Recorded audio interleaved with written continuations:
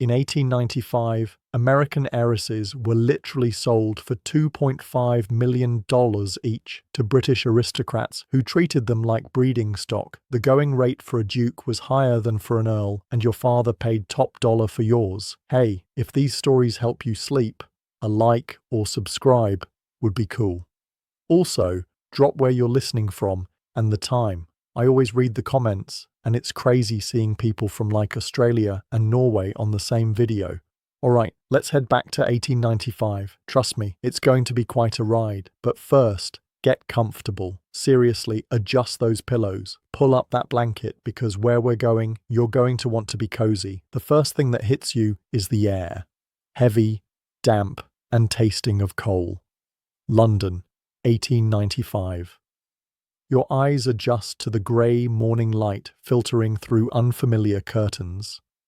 The bed beneath you isn't the one you grew up with in your family's New York mansion. This one's older, heavier. The sheets are fine linen, but smell faintly of mildew that never quite leaves these ancient houses. Your body aches in places you didn't know could ache. The ocean crossing took 8 days. 8 days of your mother drilling you on proper etiquette while your stomach heaved with each Atlantic swell. 8 days of trying not to cry as America disappeared behind you, possibly forever. Unlike your cozy bed at home, this mattress is stuffed with horsehair that pokes through in places, and the room is freezing despite it being May. Welcome to your new life as a duchess. You sit up slowly, and that's when reality crashes down again. The ring on your left hand catches the light. Diamonds and sapphires set in platinum, passed down through your husband's family for 3 centuries.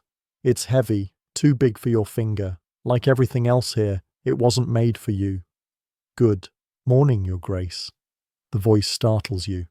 A maid, no, your lady's maid, stands by the fireplace. You didn't hear her come in. She's been waiting, watching you sleep. In your family's New York home, servants knocked. Here they appear like ghosts, always present, always observing. "Shall I open the curtains, full of your grace?" she asks, her accent making the words sound like a different language entirely. You nod, because what else can you do? You're no longer Charlotte Miller from Fifth Avenue. You're Her Grace, the Duchess of Harrington, and you have absolutely no idea what that means. The curtains part and London spills into your bedroom, or rather one of your bedrooms in one of your houses.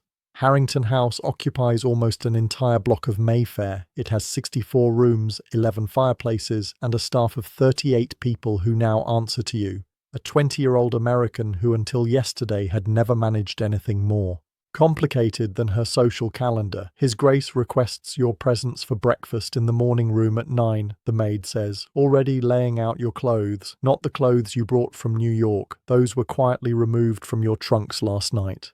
Apparently, American fashion wouldn't do for a duchess, even an American one. Your stomach twists. You've been married for exactly 16 days, most of which was spent on a ship. Your husband, the Duke, is practically a stranger. A 40-year-old man with cold eyes and a title that's been in his family since the Norman conquest. You met him exactly 3 times before the wedding, always with chaperones present. "What time is it now?" you ask, your voice sounding small in the vast bedroom. 8:15, Your Grace. 45 minutes. You have 45 minutes to transform from terrified American girl to English duchess. You want to pull the covers back over your head and vanish, but that's not an option anymore. Your father paid too much for this title for you to hide. Okay, picture this. You're standing in front of a mirror while 3 women you've never met before are literally dressing you, not helping you dress, dressing you like you're a doll. One holds your corset strings, pulling until your ribs creak, and your breath comes in shallow gasps. Another pins your hair into a style you've never worn. The third kneels at your feet, sliding on silk stockings, because apparently a duchess doesn't even put on her own socks. Is this really necessary for breakfast? You manage to ask between constricted breaths.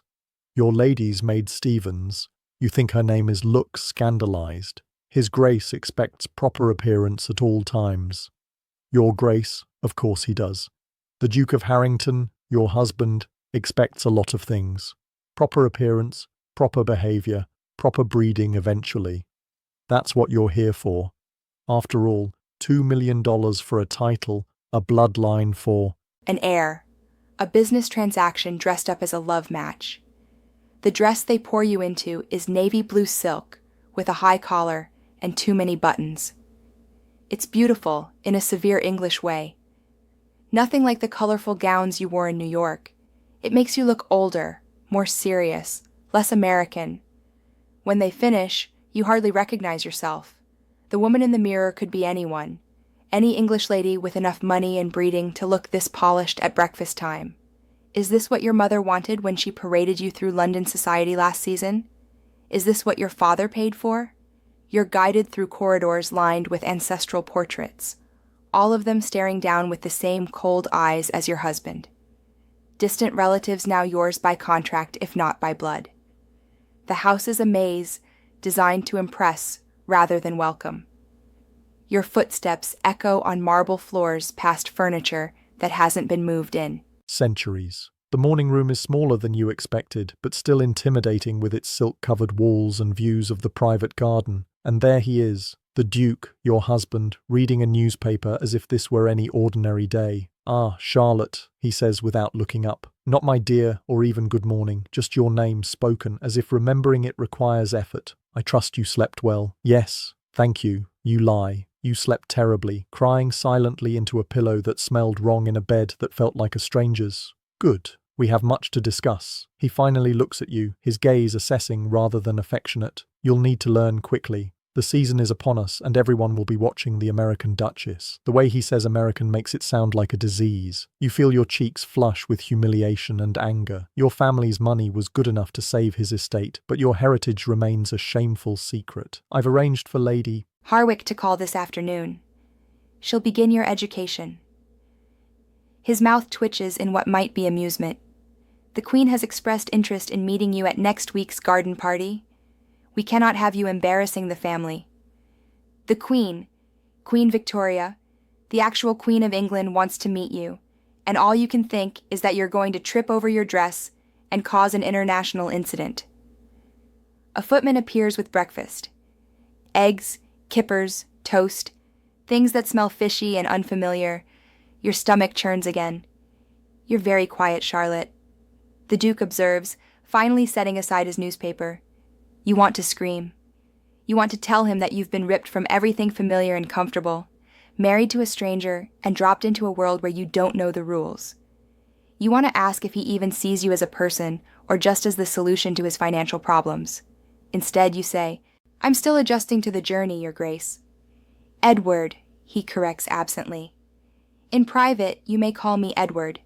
It's the first, almost kind thing he's said to you." You try to smile, but your face feels frozen. "Your lady's maid," he continues. "Is she suitable?" You have no idea what makes a lady's maid suitable. She seems very efficient. She comes highly recommended. Serve the Countess of Merrick before her passing. He takes a sip of tea. "If she doesn't suit, we can find another." The casual way he discusses replacing someone, as if servants are just another piece of furniture to be swapped out, makes you uncomfortable. Back home. Your family staff had been with you for years. You knew their names, their families. "I'm sure she'll be fine," you say. Then immediately wonder if that sounded too American. Should a duchess care more about having the perfect lady's maid? "I'll be at my club until dinner," Edward announces, standing abruptly. "Lady." Harwick will arrive at 2. Do try to pay attention to her instruction, Charlotte. The Harrington name has stood for 800 years. I won't have it tarnished now. And with that, he's gone, leaving you alone in a room too big and too quiet, wearing clothes too stiff, in a life too strange. Hold up. Let me paint you a picture of what happens next. The moment your husband leaves, a small army of servants appears as if they've been hiding behind the curtains. The butler wants to know your preferences for dinner. The housekeeper needs approval for the weekly menus. The social secretary, yes, you apparently have one of those now, has a stack of calling cards from curious aristocrats who want to inspect the American curiosity.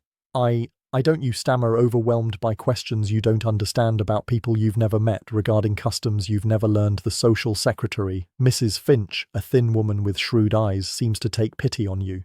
"Perhaps, Your Grace, we might review these matters after your session with Lady Harwick. You could kiss her." "Yes, that would be preferable." The others withdraw with small bows and curtsies, leaving you with Mrs. Finch. "If I may be so bold, Your Grace," she says once the others have gone, "might I suggest a tour of the house? It would be beneficial for you to become familiar with your new home. Your new home. 64 rooms of guilt and history and judgment. But Mrs. Finch is right. You can't hide in the morning room forever." "Yes, thank you," you say, standing straighter, trying to channel your mother's confidence. "That would be most helpful."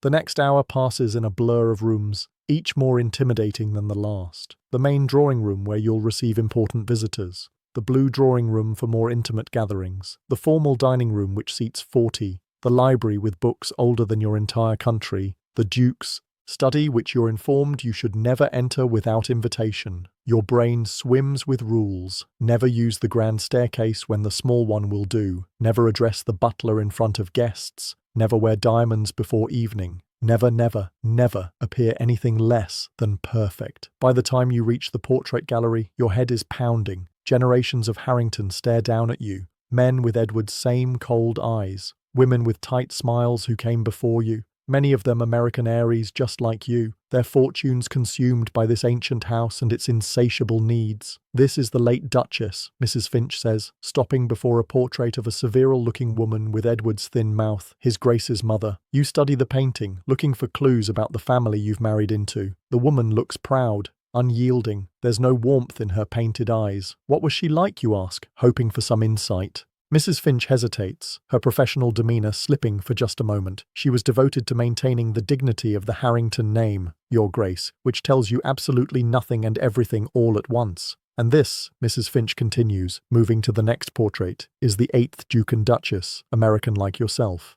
The woman in this painting is younger, prettier, with something sad around her eyes despite her formal pose. Another dollar princess, another American girl sold to save an English title. What happened to her, you ask, unable to look away from those sad eyes? She died quite young, Your Grace. Childbed fever after delivering the heir. Your stomach drops. Of course the heir. That's what awaits you too. Pregnancy, childbirth, producing the next duke to continue this ancient line. It's what your father paid for, what Edward expects, what England demands of you. In your head, you're screaming. This is how I die. In this cold country, in this colder house. Giving birth to a child who will inherit everything, including their father's disdain for anything American. Mrs. Finch must notice your expression because her voice softens slightly. "Perhaps we should continue to the gardens, Your Grace. The fresh air might be beneficial." You nod, unable to speak, and follow her down more corridors, past more judging ancestors, through more rooms where you don't belong. The gardens, at least, are beautiful, formal English landscaping stretching toward a small lake. In the distance, you can see groundskeepers working. More staff you'll never really know. "The roses are particularly fine in June," Mrs. Finch says, watching you carefully. "The late Duke was most proud of them. You think of your family's garden in Newport, wild with summer flowers, the ocean breeze carrying salt and freedom. Here, even, the flowers are constrained, growing in neat, predictable patterns." "Your Grace," Mrs. Finch says after a moment of silence, "if I might offer some advice," you turn to her, desperate for any guidance. "Please, English society can be challenging for those not born to it. But you're not the first American to become a duchess, and you won't be the last." She straightens her already perfect posture. "Observe carefully. Speak little until you're certain, and remember that while they may judge your accent or your manners, your position is unassailable. You are the Duchess of Harrington. Now, it's the most honest thing anyone has said to you since you arrived. Not comforting exactly, but real. 'Thank you, Mrs. Finch,' you say, meaning it. A clock chimes somewhere in the vast house. Mrs. Finch checks her watch. "Lady Harwick will arrive shortly, Your Grace. We should return to prepare for her visit." You take one last look at the garden, at the tiny piece of England that's supposedly yours now, and follow Mrs. Finch back into the mausoleum you're expected to call home. The house feels even larger from the inside than it did from your carriage last night. The ceilings soar so high they disappear into shadow. The furniture, mostly 18th century by the look of it, seems designed for discomfort rather than use. Everything gleams with the labour of servants you'll never fully see. "Your Grace, if I may," Mrs. Finch says as you approach the main staircase. "Lady Harwick is traditional in her views. It would be wise to listen more than speak during your first meeting." "Great. Another person who's going to find you hopelessly American and unsuitable. I understand. Very good. Your Grace, Stevens will assist you in changing for Lady Harwick's visit. Changing again? Is this outfit not appropriate? You gesture to the navy silk dress you've been wearing for barely 3 hours. Mrs. Finch's expression doesn't change, but you sense her internal wincing. Morning. Attire is not suitable for afternoon call as Your Grace. Stevens will have prepared something more appropriate. Of course, heaven forbid you wear the same dress for an entire day.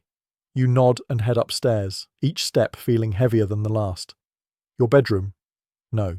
The Duchess's bedroom, which still feels like someone else's space, has been tidied in your absence. Stevens is already waiting with yet another outfit laid out on the bed. Lady Harwick is quite punctual, Your Grace, she says by way of greeting. We should begin dressing immediately, and so the process starts again. Unlacing, relacing, pinning, buttoning. This dress is dark green with elaborate beading that weighs a ton. The corset is tightened even further if that's possible. Your hair is adjusted, your face powdered, your entire being reshaped into something alien. Will I need to change again before dinner? You ask, trying not to sound as exhausted as you feel. Of course, Your Grace, dinner requires evening dress. Stevens says this as if it's the most obvious thing in the world. You close your eyes briefly. 4 outfits in one day. In New York, you might change for a special dinner or ball, but not just to sit in different rooms of your own house. Your Grace, Stevens says, breaking into your thoughts. Lady Harwick has arrived. You brace yourself, pulling your shoulders back despite the protest of your corseted ribs. Time to meet the woman who's going to teach you how to be English.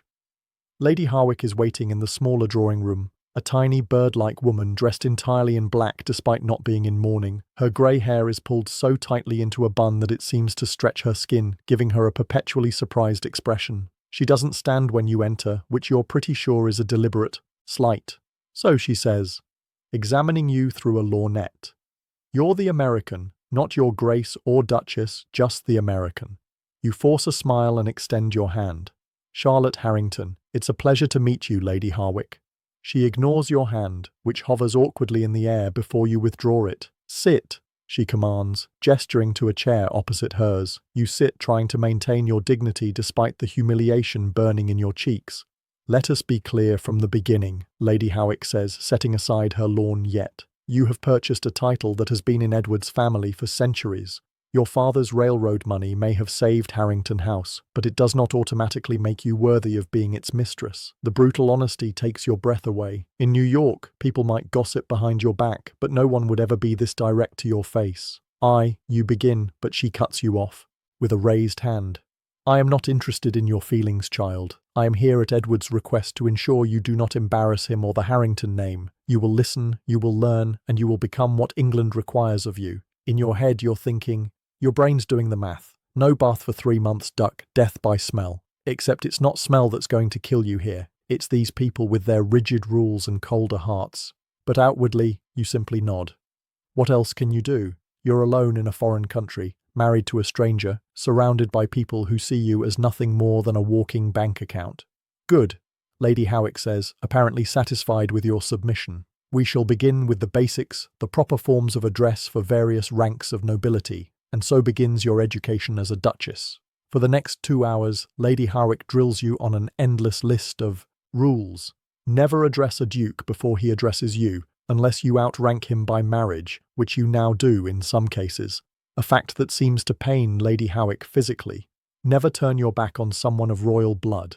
Never discuss politics, religion, or money in polite company. Your head spins with titles and protocols. Ears versus viscounts, younger sons of marquises, dowager duchesses, lady this and lord that, each with their own precise form of address that will mortally offend them if you get it wrong.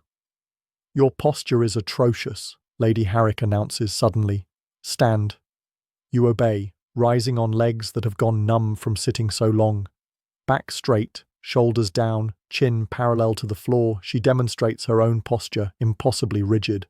A duchess does not slouch. You try to mimic her stance, feeling like a performing monkey. Better, she concedes reluctantly. Now walk to the window and back. You do as instructed, painfully aware of her. Critical gaze. Smaller steps, she snaps. You're not racing to catch a streetcar. English ladies glide. They do not stride. For the next 15 minutes, you walk back and forth across the drawing room, adjusting your pace, your posture, the position of your hands until Lady Howick is marginally satisfied. "We shall work on your curtsy tomorrow," she says finally, "and your accent, that flat American sound, must be softened. Even the way you speak isn't good enough. You swallow hard against the lump forming in your throat." "One last thing," Lady Howick says, rising from her chair. "The Queen. You are to be presented next week. Your stomach drops so soon. Her Majesty is curious about Edward's American bride." Lady Harwick's tone makes it clear this isn't a compliment. "You will curtsy deeply. We shall practice extensively and speak only when spoken to. Address her as Your Majesty first, then ma'am thereafter. Keep your answers brief and defer to her in all things." Meeting Queen Victoria, the most powerful woman in the world. The thought makes you laded. "Do not disgrace the Harrington name," Lady Howick adds, gathering her things. "Remember that when you appear before the Queen, you represent not only yourself, but centuries of English nobility." No pressure or anything. Lady Howick departs with a promise, or perhaps a threat, to return tomorrow for another lesson. You remain in the drawing room after she leaves. Too drained to move, too overwhelmed to think. This is your life now. Endless rules, constant judgment, a husband who sees you as a solution to his financial problems, and a society that sees you as an interloper. You're a duchess in name, but a prisoner in reality. A soft knock at the door interrupts your spiraling thoughts. Mrs. Finch enters, her face carefully neutral. "Your Grace, His Grace, has sent word that he will be dining at his club this evening. Would you prefer to dine in your rooms or in the small dining room? Alone? You'll be dining alone on your second night in England. Part of you is relieved not to face Edward and his cold scrutiny. Another part aches with loneliness so profound it's physical. 'My rooms, please,' you say, not wanting to sit by yourself in that cavernous dining room. 'Very good, Your Grace.' Mrs. Finch hesitates, then adds, 'Would you care to write to your family this evening? I could arrange for stationery to be brought to your sitting room.' The mention of your family breaks something inside you. Your mother who pushed for this match with single-minded determination. Your father who treated your marriage like a business merger. Your sisters who envied your fairy tale wedding to a duke. Do any of them understand what they've sentenced you to?" "Yes." You manage to say, "Thank you." When Mrs. Finch leaves, you cross to the window, looking out at the London afternoon. Rain has started to fall.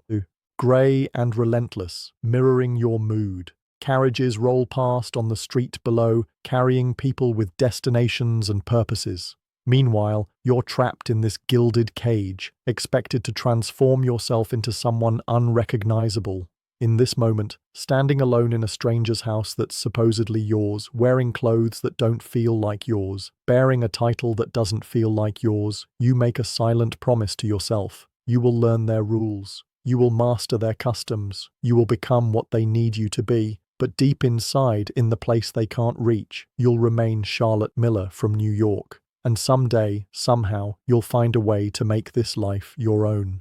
Unlike your warm bed back home, this room feels empty despite its opulence. The rain taps against the windows like distant Morse code, spelling out messages from a world that now seems impossibly far away. You place your hand against the cold glass, watching your breath fog the pain. The only proof that there's still something alive in this mausoleum of tradition. Tomorrow you'll begin again. Lady Harwick and her endless rules. A household waiting for your direction. A husband you barely know. A queen you're terrified to meet. But tonight, just for these quiet hours, you allow yourself to remember who you were before you became Her Grace. The Duchess of Harrington. Before your father sold you for a title and your mother measured your worth in aristocratic connections, you remember summer afternoons in Newport, salt air and freedom. You remember laughing without worrying who might be listening. You remember being Charlotte, just Charlotte. The girl you were seems like a stranger now, as distant as the New York skyline you watch disappear from the deck of the ocean liner. Yet you carry her with you. Still, hidden beneath corsets and titles, waiting. Somewhere in this vast cold house, a clock chimes the hour. Another day in your new life has almost passed. One down, thousands to go. Morning comes too soon. You open your eyes to the same unfamiliar ceiling, the same heavy curtains, the same sinking feeling in your stomach. For one blissful moment between sleep and wakefulness, you forget where you are. Then Stephen's voice cuts through the fog. "Good morning, Your Grace. Lady Harwick will arrive at 10 all for your lessons. Day 2 as a duchess begins exactly like day 1, being dressed by strangers, picking at unfamiliar food, and preparing to be judged. The rain from yesterday has cleared, but the sky outside your window remains stubbornly grey, as if England itself refuses to welcome you. Edward, your husband, though the word still feels foreign in your mind, left a note rather than appearing in person. Business in the city, it says. Dinner tonight with Lord and Lady Wexford, it warns. Be prepared, as if you have any idea what that means. Okay. Imagine trying to curtsy in a dress that weighs more than a small child while balancing a book on your head and being stared at by a woman whose face seems permanently frozen in disapproval. That's your morning with Lady Harwick. Again she commands after your 5th attempt. Lower, smoother. You're not collapsing, Your Grace. You're honouring. Your thighs burn with the effort. The heavy beaded dress you've been stuffed into makes balance nearly impossible. The book, some ancient volume of English poetry, wobbles dangerously on your head. My lady, you begin, desperate for a break. Lady Harwick, she corrects sharply. Not my lady. That form of address is for servants speaking to their employers. Another mistake. You've lost count of how many you've made this morning. Lady Harwick, you try again. Perhaps we might rest a moment. She sigh like you've suggested burning down Buckingham Palace. The Queen will not rest a moment, Your Grace, nor will English society pause while you catch your breath again. And so you dip again into a curtsy that makes your knees protest and your spine strain against whalebone and lacing. Your hands, Lady Harwick scolds, not clenched, relaxed, graceful. Lady Harwick's like your curtsy is an insult to 800 years of English nobility, and you're thinking your face is an insult to human evolution, but outwardly you just adjust your hands trying to make them look relaxed while your entire body screams with tension. In your head you're screaming, I paid $2.5 million to be treated like this. Well, your father did. And right now, you'd give another $1 million just to be back home in New York, lounging in the garden with a novel instead of performing like a trained seal for this withered aristocrat. Better, Lady Harwick concedes finally, though her tone suggests better is still miles from acceptable. Now, let us review the dinner service. How many pieces of silverware should be at each place setting for a formal dinner? You hesitate, mentally counting the ridiculous array of specialized utensils you were introduced to yesterday. 1622, she corrects with obvious disappointment, each with its specific purpose and order of use. We shall practice at luncheon. The thought of eating under her critical gaze makes your appetite vanish, but you nod obediently. This is your life now. Endless lessons in things no rational person would consider important. After luncheon, we shall discuss household management, Lady Harwick continues, consulting a small notebook. As Duchess, you are responsible for overseeing a staff of nearly 40 at Harrington House alone, not counting the country estate. You must learn their duties, their hierarchies, and how to properly direct them without seeming to give direct orders. Heaven forbid a duchess actually tells someone what to do in clear language. Everything here is wrapped in layers of suggestion and implication. You're beginning to understand why the English aristocracy is dying out. They're too exhausted from following their own rules to reproduce. Is something amusing, Your Grace? Lady Harwick asks sharply. You realize you've been smiling at your own thoughts. No, Lady Harwick. I'm simply eager to learn. She doesn't believe you. Her pinched expression makes that clear. But she continues. This afternoon, the dressmaker will arrive for your fitting. The garden party at Buckingham Palace is only 5 days away, and your current wardrobe is entirely unsuitable. The garden party meeting the Queen. Your stomach twists with anxiety. What will be expected of me? To be silent unless spoken to curtsy properly, to represent the Harrington name with dignity. Lady Harwick closes her notebook with a snap. In short, to be English, not American, for at least one afternoon. The morning drags on. You practice walking with books on your head. You memorize the correct order of precedence for seating aristocrats at dinner. You learn which fork is for shellfish and which for dessert. By luncheon, your brain feels stuffed with useless information, none of which seems designed to help you navigate your actual life. The dining room, the small one, which still seats 12 comfortably, is set for 3. Lady Harwick, you, and to your surprise, Edward has returned from his business in the city. Charlotte, he greets you with a brief nod. Lady Harwick tells me you're making progress. The way he says it makes it clear the progress is insufficient. You force a smile. I'm trying your Edward. The garden party. he says, taking his seat at the head of the table. You understand its importance? Yes, you answer, though you're not entirely sure you do. Is it just about meeting the Queen, or is there more at stake? The Harringtons have served the crown for centuries, Edward explains, apparently reading your confusion. Royal favour is essential to our position. The Queen has expressed specific interest in meeting you. It is unusual, Lady Harwick sniffs. Her Majesty has always had a curiosity about Americans, ever since that Churchill woman married Lord Randolph. You've heard of Jenny Jerome Churchill, another American heiress who married into British nobility. Her son Winston is apparently quite brilliant. Perhaps there's hope for American duchesses after all. The Queen will ask about your family, Edward continues, your father's business, your education. You will respond truthfully but briefly, no rambling American anecdotes. As if you dare, I understand. Do you? Edward's gaze is cool. Everything we have, this house, our position, the Harrington legacy depends on maintaining proper relationships. The Queen's favour, society's respect. These are not trivial matters, Charlotte. In other words, don't embarrass him. Don't remind anyone that he had to marry American money to keep his precious legacy intact. Don't be too American. I won't disappoint you, you say, the words tasting bitter. The servants begin serving luncheon, some kind of clear soup that smells faintly of herbs. You watch Lady Howick carefully, mirroring her every move. Napkin, just so. Spoon from the outside in. Sip. Don't slurp. Back straight. Shoulders down. The Wexfords, Edward says after a moment of silence. They're dining with us tonight.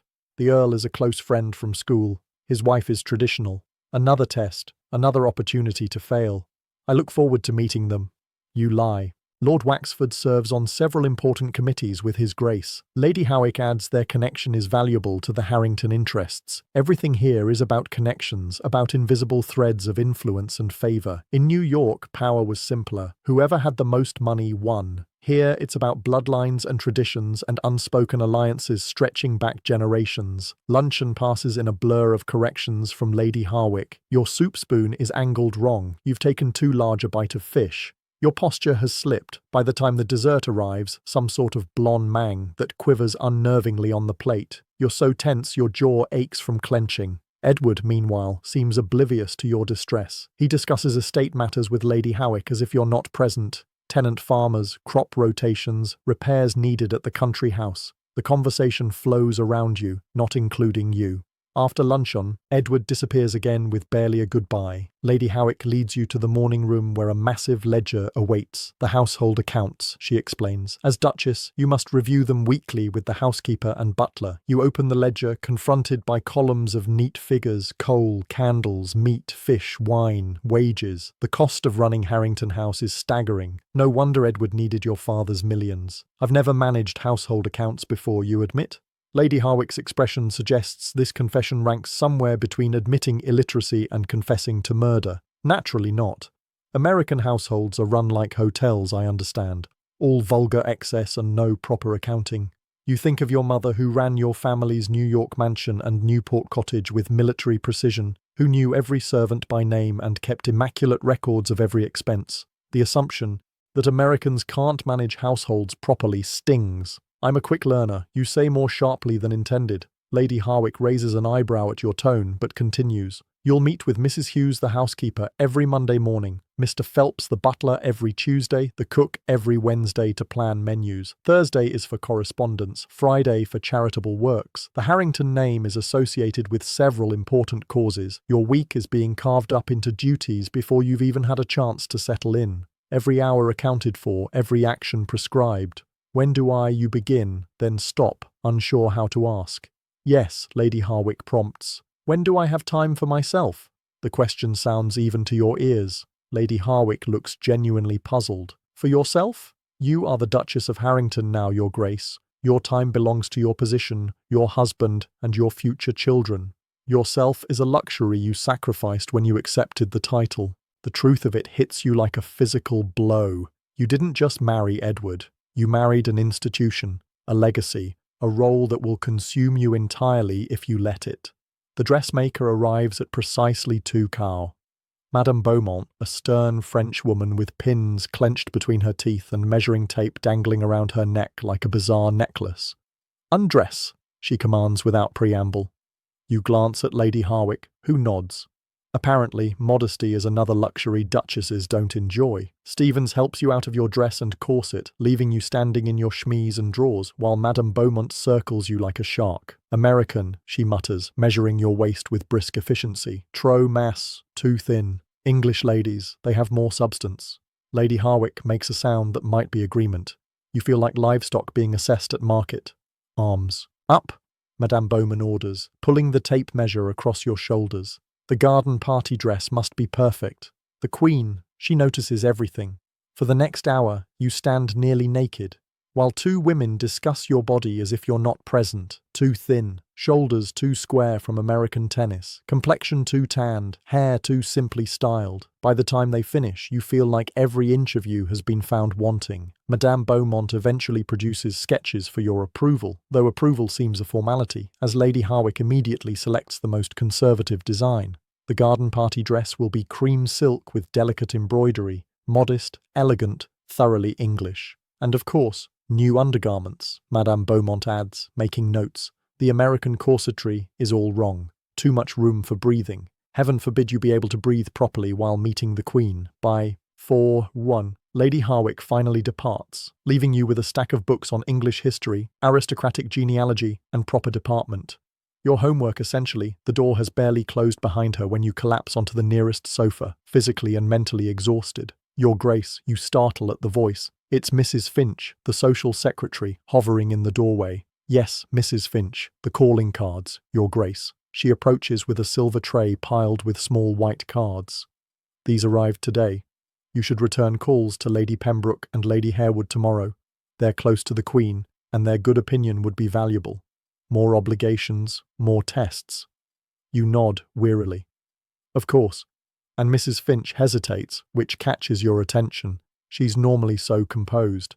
There's a Lady Ashford who's requested to call tomorrow afternoon. She's American like yourself. Another American. Married to an Englishman. The thought of speaking to someone who might understand your situation is like a lifeline thrown to a drowning woman. Yes, you say immediately. Please tell her I'd be delighted.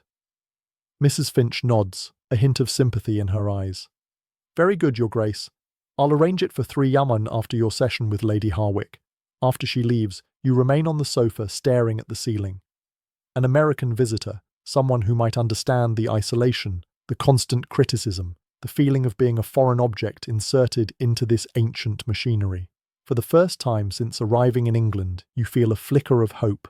That flicker dims considerably when Stevens arrives to begin preparing you for dinner. Another elaborate dressing ritual, another gown, burgundy silk this time, with a neckline cut lower than you're comfortable with. Another hour of hair arranging and jewellery selecting. His Grace has instructed that you wear the Harrington rubies tonight, Stevens informs you, opening a velvet box to reveal a necklace of blood-red stone set in heavy gold. The necklace is placed around your throat, its weight surprisingly substantial. In the mirror, you barely recognize yourself. The rubies gleam against your skin like wounds. The gown transforms your figure into something more mature, more imposing. Your hair is arranged in an elaborate style that makes your head ache. You look English, beautiful. Your Grace, Stevens murmurs, adjusting a final curl. You're not sure beautiful is the right word. Transformed might be more accurate, or erased. The Wexfords arrive precisely at 7. Lord Wexford is a portly man with impressive whiskers and a booming laugh. Lady Wexford is thin, aristocratic, and immediately reminds you of Lady Harwick. The same assessing gaze, the same barely concealed disdain. The American Duchess, Lord Wexford says, kissing your hand with slightly too much enthusiasm.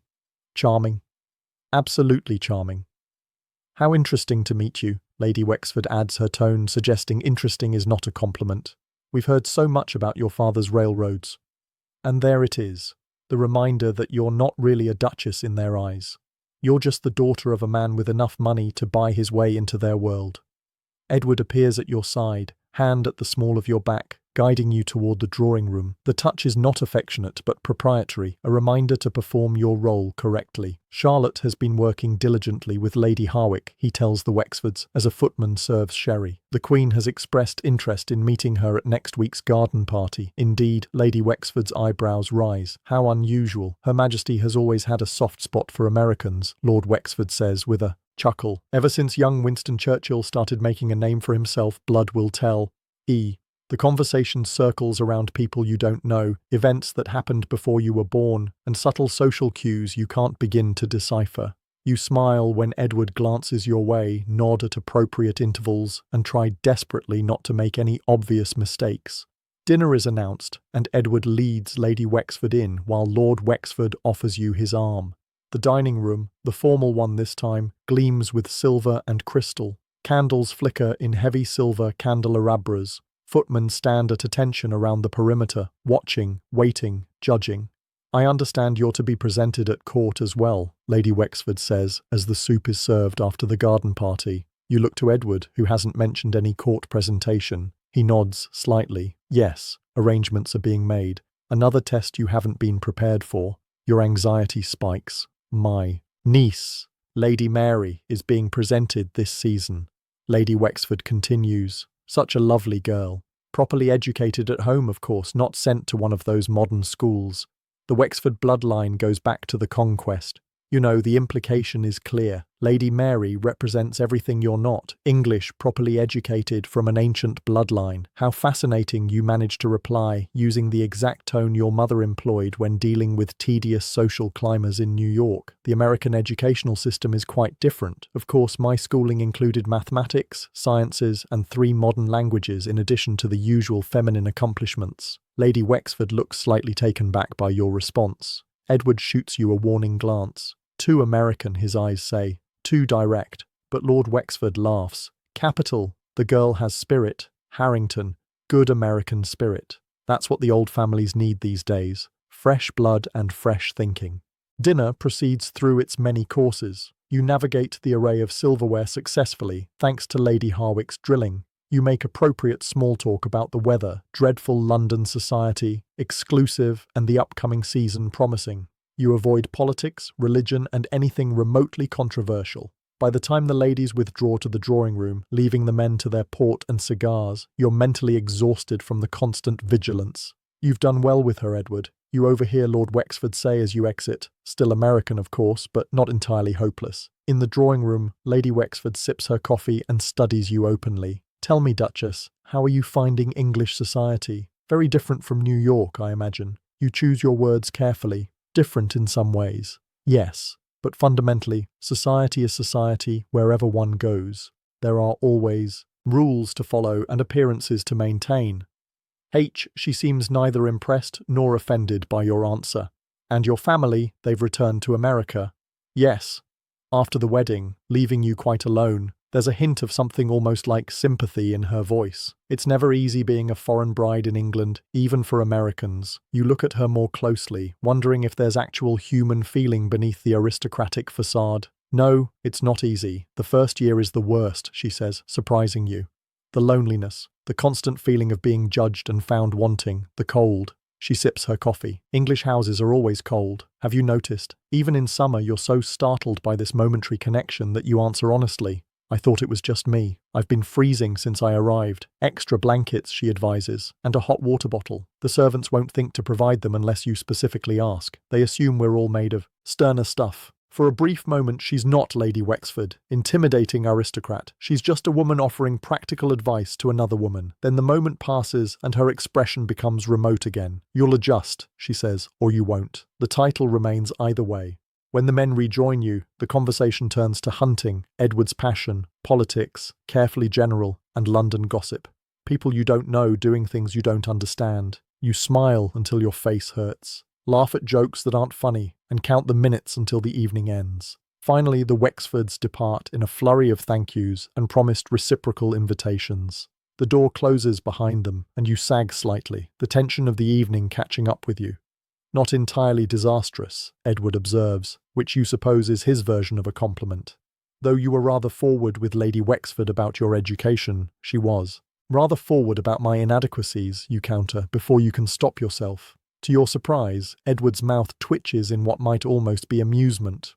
Yes, well, Augusta Wexford would find inadequacies in the Archangel Gabriel. The important thing is that Wexford himself was impressed. His influence with the Queen is significant. Always the Queen, always influence and connections and appearances. Is there anything in Edward's world that isn't calculated for advantage? I'm tired, you say, suddenly unable to maintain the pretense any longer. If you'll excuse me. He studies you for a moment, then nods. Of course, tomorrow will be another busy day, another day of lessons and judgments and reminders that you're not what they wanted, just what they needed to pay their debts. You climb the grand staircase slowly, feeling the weight of the Harrington rubies around your neck, the weight of the Harrington name on your shoulders. In your bedroom, Stevens helps you. Undress in silence. The rubies are returned to their velvet box. The elaborate gown is whisked away. Your hair is unpinned, brushed, and braided for sleep. You're prepared for bed as meticulously as you were prepared for dinner. Every step a ritual, every movement choreographed. When Stevens finally leaves, you stand at the window looking out at the London night. Somewhere out there in one of those houses with gleaming windows is Lady Ashford, the American who's coming to call tomorrow. Someone who might understand, someone who might offer guidance through this maze of rules and expectations. You crawl into the massive bed, pulling the two thin blankets around you, thinking of Lady Wexford's advice about hot water bottles. It's a small thing, but it feels like the first practical help you've received since arriving. Tomorrow will bring Lady Harwick and her endless lessons.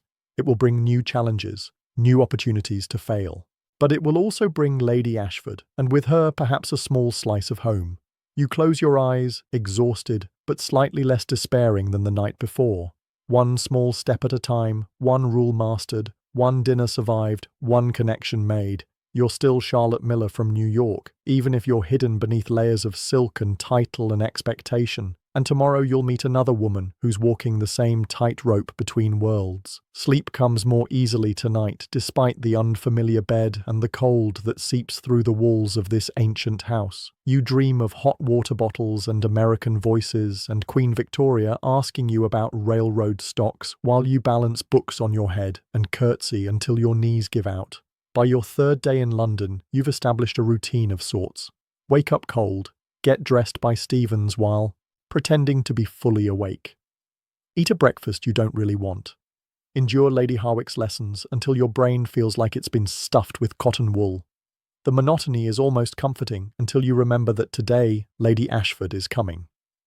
An American, another woman who crossed an ocean for a title, someone who might actually understand. Lady Harwick notices your distraction during the morning's lesson on the correct way to address the younger sons of dukes versus the younger sons of ears. Your Grace, she says sharply, am I boring you? No, Lady Harwick, you answer automatically. I'm simply processing the information. She sniffs. Processing. How very American. In England, we simply learn. You bite back a response about how, in America, education involves understanding rather than rote memorization. Lady Ashford is coming at 3. You just need to survive until then. The morning crawls by. You practice your curtsy until your thighs burn. You memorize the names and titles of every person you might conceivably meet at the Queen's garden party. You learn which flowers are appropriate for which occasions. No lees at weddings, no chrysanthemums in mixed company, never ever tulips. Lady Ashford, Lady Harwick says during luncheon, her tone making the name sound like a disease. She's calling this afternoon. Yes, you reply, trying to keep your voice neutral. Mrs. Finch arranged it.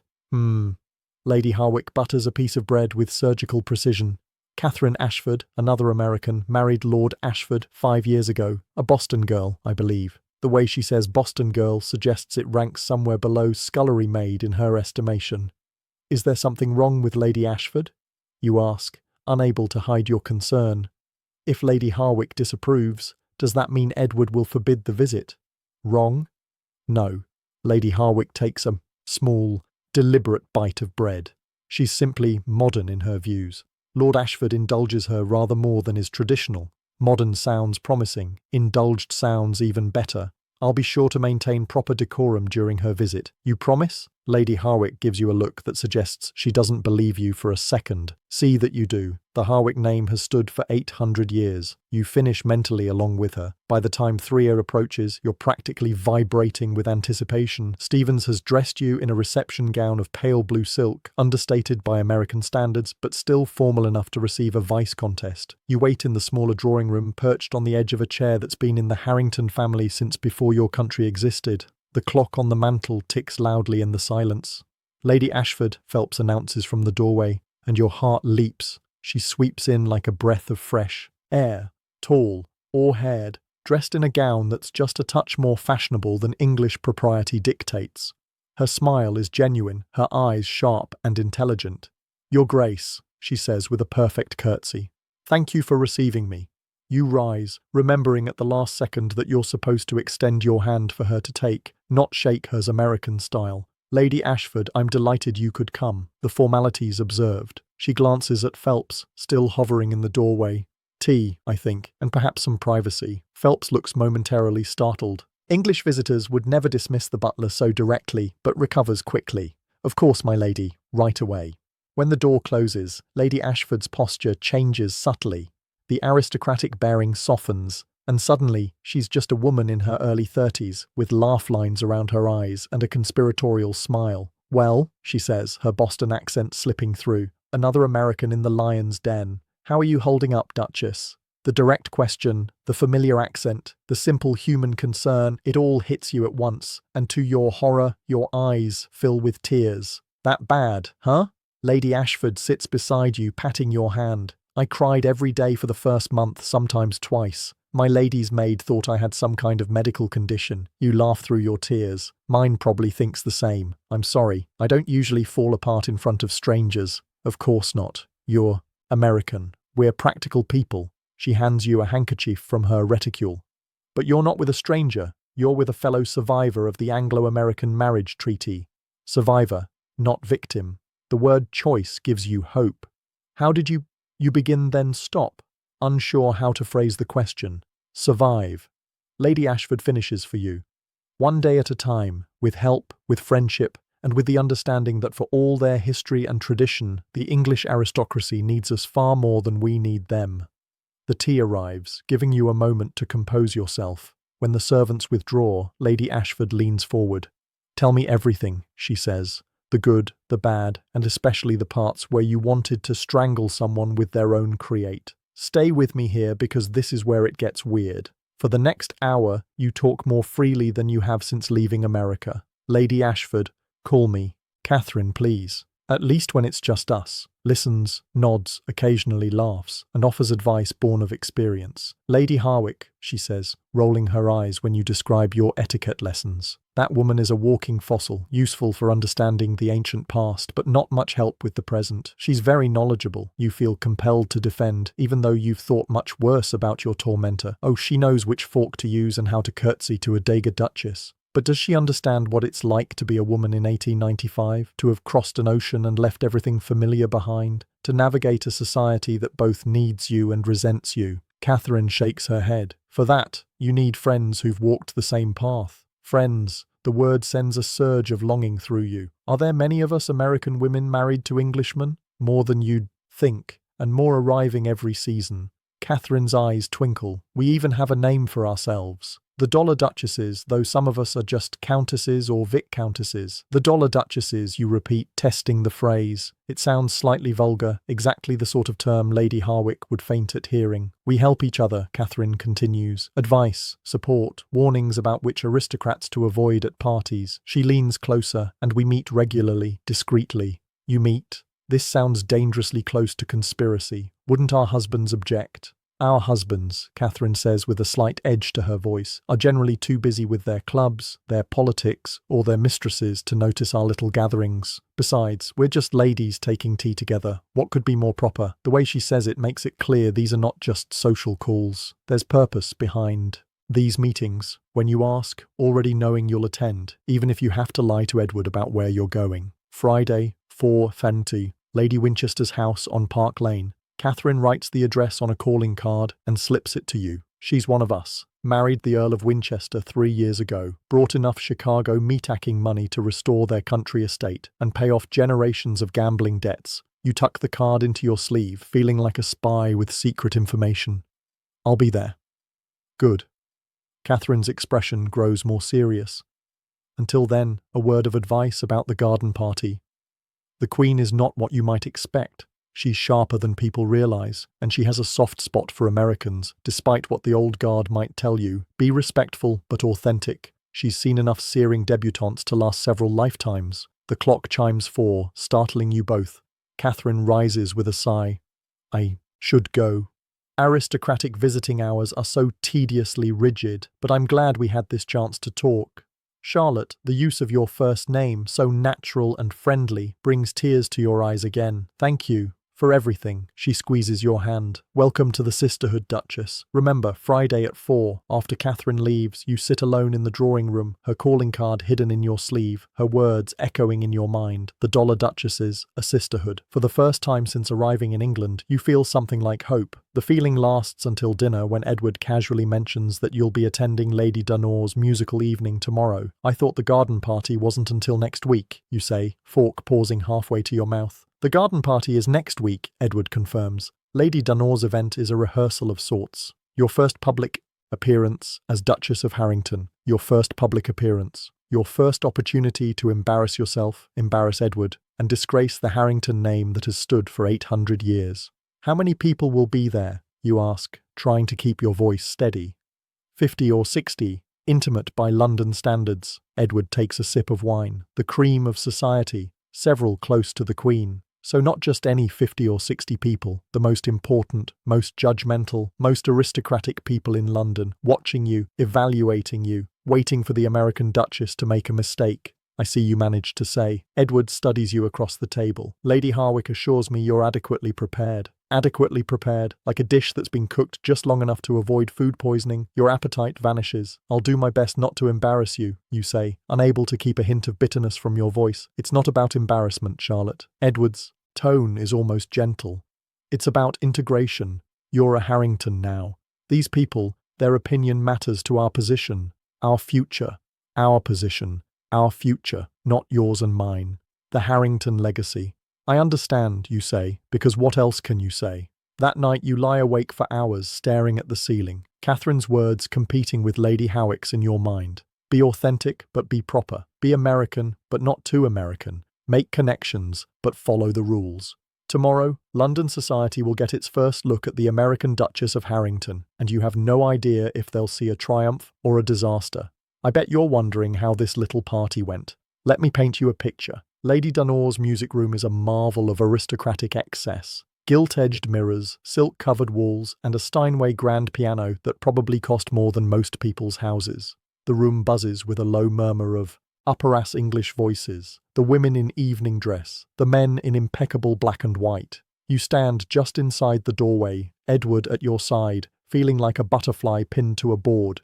Every eye in the room turns to assess you, the American interloper who's married into one of England's oldest families. Courage, Edward murmurs, so quietly only you can hear. It's the closest thing to support he's offered since your arrival.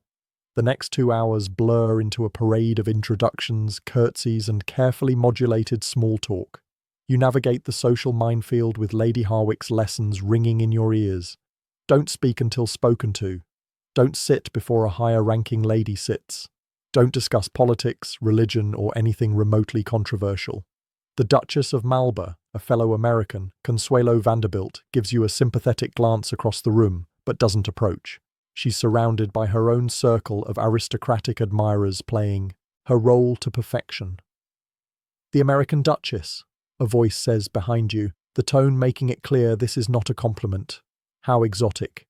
You turn to find yourself face to face with Lady Dunor herself. A formidable woman in her 50s with the kind of practiced smile that never reaches her eyes.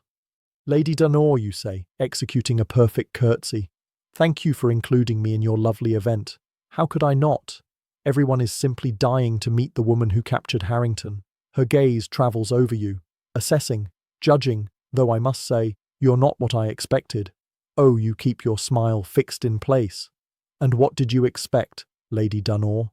The blunt question catches her off guard. Catherine's advice, be authentic, gives you courage.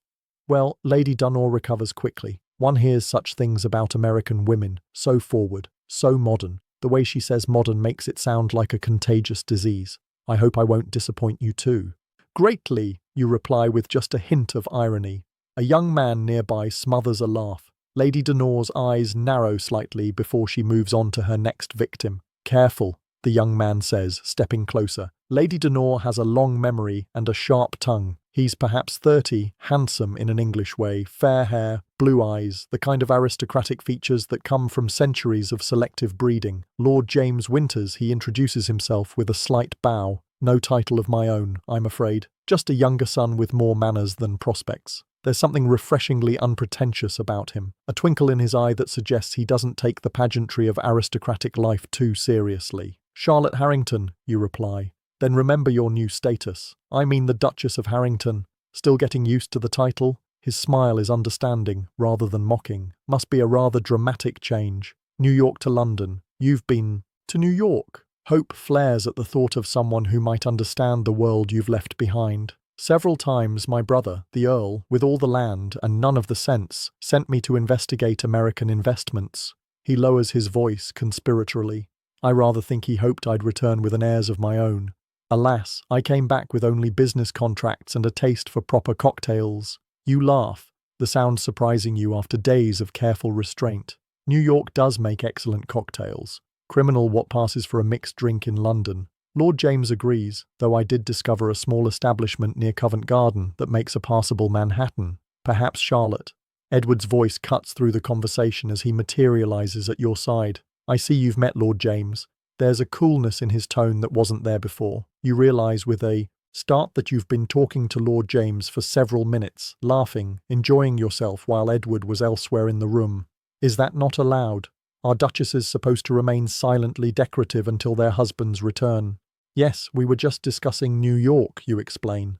Indeed, Edward's expression is unreadable. The Countess of Warwick was asking after you. We shouldn't keep her waiting. It's a dismissal, not just of the conversation, but of Lord James himself. The younger man takes it with good grace, bowing slightly to you both. A pleasure, Your Grace, he says. I hope we'll have the chance to continue our discussion of American spirits another time. As Edward leads you away, his hand firm on your elbow, you sense his disapproval. Lord James is known for his appreciation of American women, he says quietly. It would be best to maintain a certain distance. The implication is clear. Lord James is a flirt, possibly worse, and not an appropriate companion for the Duchess of Harrington. The warning stings. You weren't flirting, just having a normal conversation with someone who didn't treat you like an exotic specimen or a walking bank account. The Countess of Warwick turns out to be yet another aristocratic matron with perfect posture and a skeptical gaze. The conversation is stilted, formal, filled with references to people and events you don't know. You smile until your face hurts, laugh at jokes that aren't funny, and try desperately to remember every lesson Lady Harwick drilled into you. When the musical portion of the evening begins, a soprano performing Italian arias, you're seated between Edward and an elderly duke who falls asleep halfway through the first song. The music washes over you, beautiful but distant like everything else in this new life. Your gaze drifts around the room, taking in the elaborate gowns, the perfectly coiffed hair, the fortunes in jewels, adorning throats and wrists and ears. These people are your peers now, supposedly, but you've never felt more like an outsider. Across the room, Lord James catches your eye and gives you a small, sympathetic smile. You quickly look away, remembering Edward's warning, but the brief moment of connection lingers, a reminder that not everyone in London society views you as an intruder or a curiosity. The soprano finishes to polite applause. Tea and small cakes are served. More introductions, more carefully regulated conversation. You perform your role flawlessly, or at least without obvious mistakes. Edward seems satisfied, if not pleased, by the time your carriage arrives to take you home. Exhaustion has settled into your bones. The constant vigilance, the careful self-monitoring, the weight of the Harrington expectations, it's all so much heavier than you imagined. You did well, Edward says as the carriage pulls away from Lady Denor's house. It's the closest thing to a compliment he's given you. Thank you, you reply, too tired to feel much pride in the achievement. Did I integrate successfully? He glances at you, perhaps catching the hint of irony in your voice. The Countess of Warwick found you charming. Lady Pembroke has invited us to dinner next week. Lady Dunor was less enthused, but her opinion carries less weight than it once did. A successful debut then by the cold calculus of aristocratic approval. You should feel triumphant. Instead, you just feel tired. And Lord James, you ask before you can stop yourself. Was my conversation with him a social failure? Edward's jaw tightens slightly. James Winters is charming and well-coned, but he has a reputation, a certain recklessness with women, particularly American women.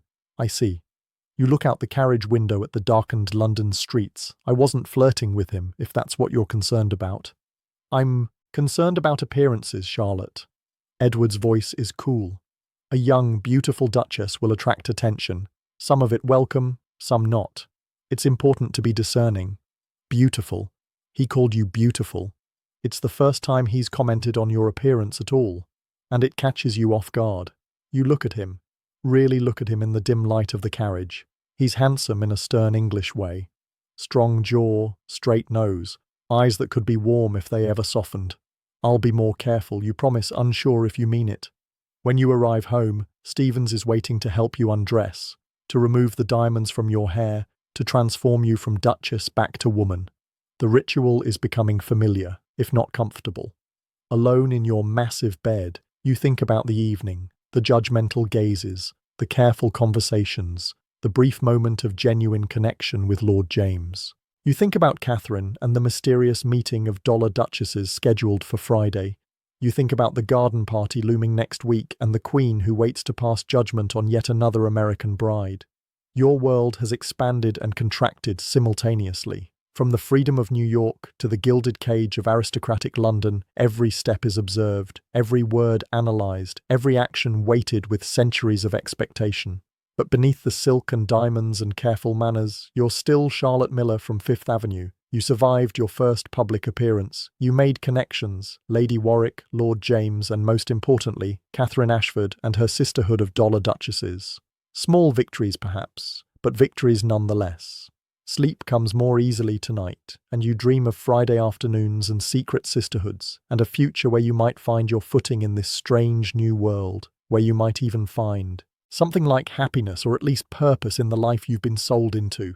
Tomorrow brings Lady Harwick and more lessons. The day after, another dinner with strangers who will evaluate your worth based on your accent and your manners. But Friday brings Catherine and the dollar duchesses, and for the first time since arriving in England, you have something to genuinely look forward to. Friday arrives with the weight of anticipation. The intervening days have passed in a blur of lessons, formal dinners, and careful conversations. Lady Howick continues her relentless education, drilling you on everything from the correct way to pour tea. Never fill the cup more than 3/4 full to the proper distance to maintain when walking with various ranks of nobility. 3 steps behind a royal, 2 behind a duke, not your husband, 1 behind an earl or marquess. You absorb it all with outward compliance and inner rebellion. Each rule, each correction, each subtle sigh of disapproval when your American accent slips through. They're all stones in the wall being built around you. But now you have a secret.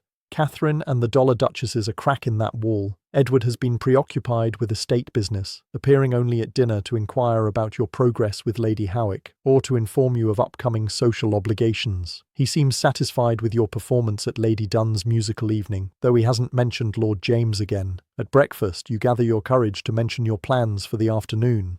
I've received an invitation to take tea with Lady Winchester, you say, keeping your voice casual. On Park Lane, I thought I might accept. Edward glances up from his newspaper. Winchester, Chicago money, if I recall correctly. Yes, her husband is the Earl. He considers this, and you hold your breath. The Winchesters are well connected, despite their recent elevation. It would be a useful acquaintance. Recent elevation, as if a title that's only been in the family for 300 years instead of 800 is practically nouveau riz. Then I have your permission to go. You hate having to ask. Hate the way marriage has reduced you to seeking approval for a simple social call. Of course, take the carriage. Be back by 6. We're dining with the Pembrokes tonight. Another dinner, another performance, but you're too focused on the afternoon's secret meeting to worry about that now. Thank you. I'll be prompt.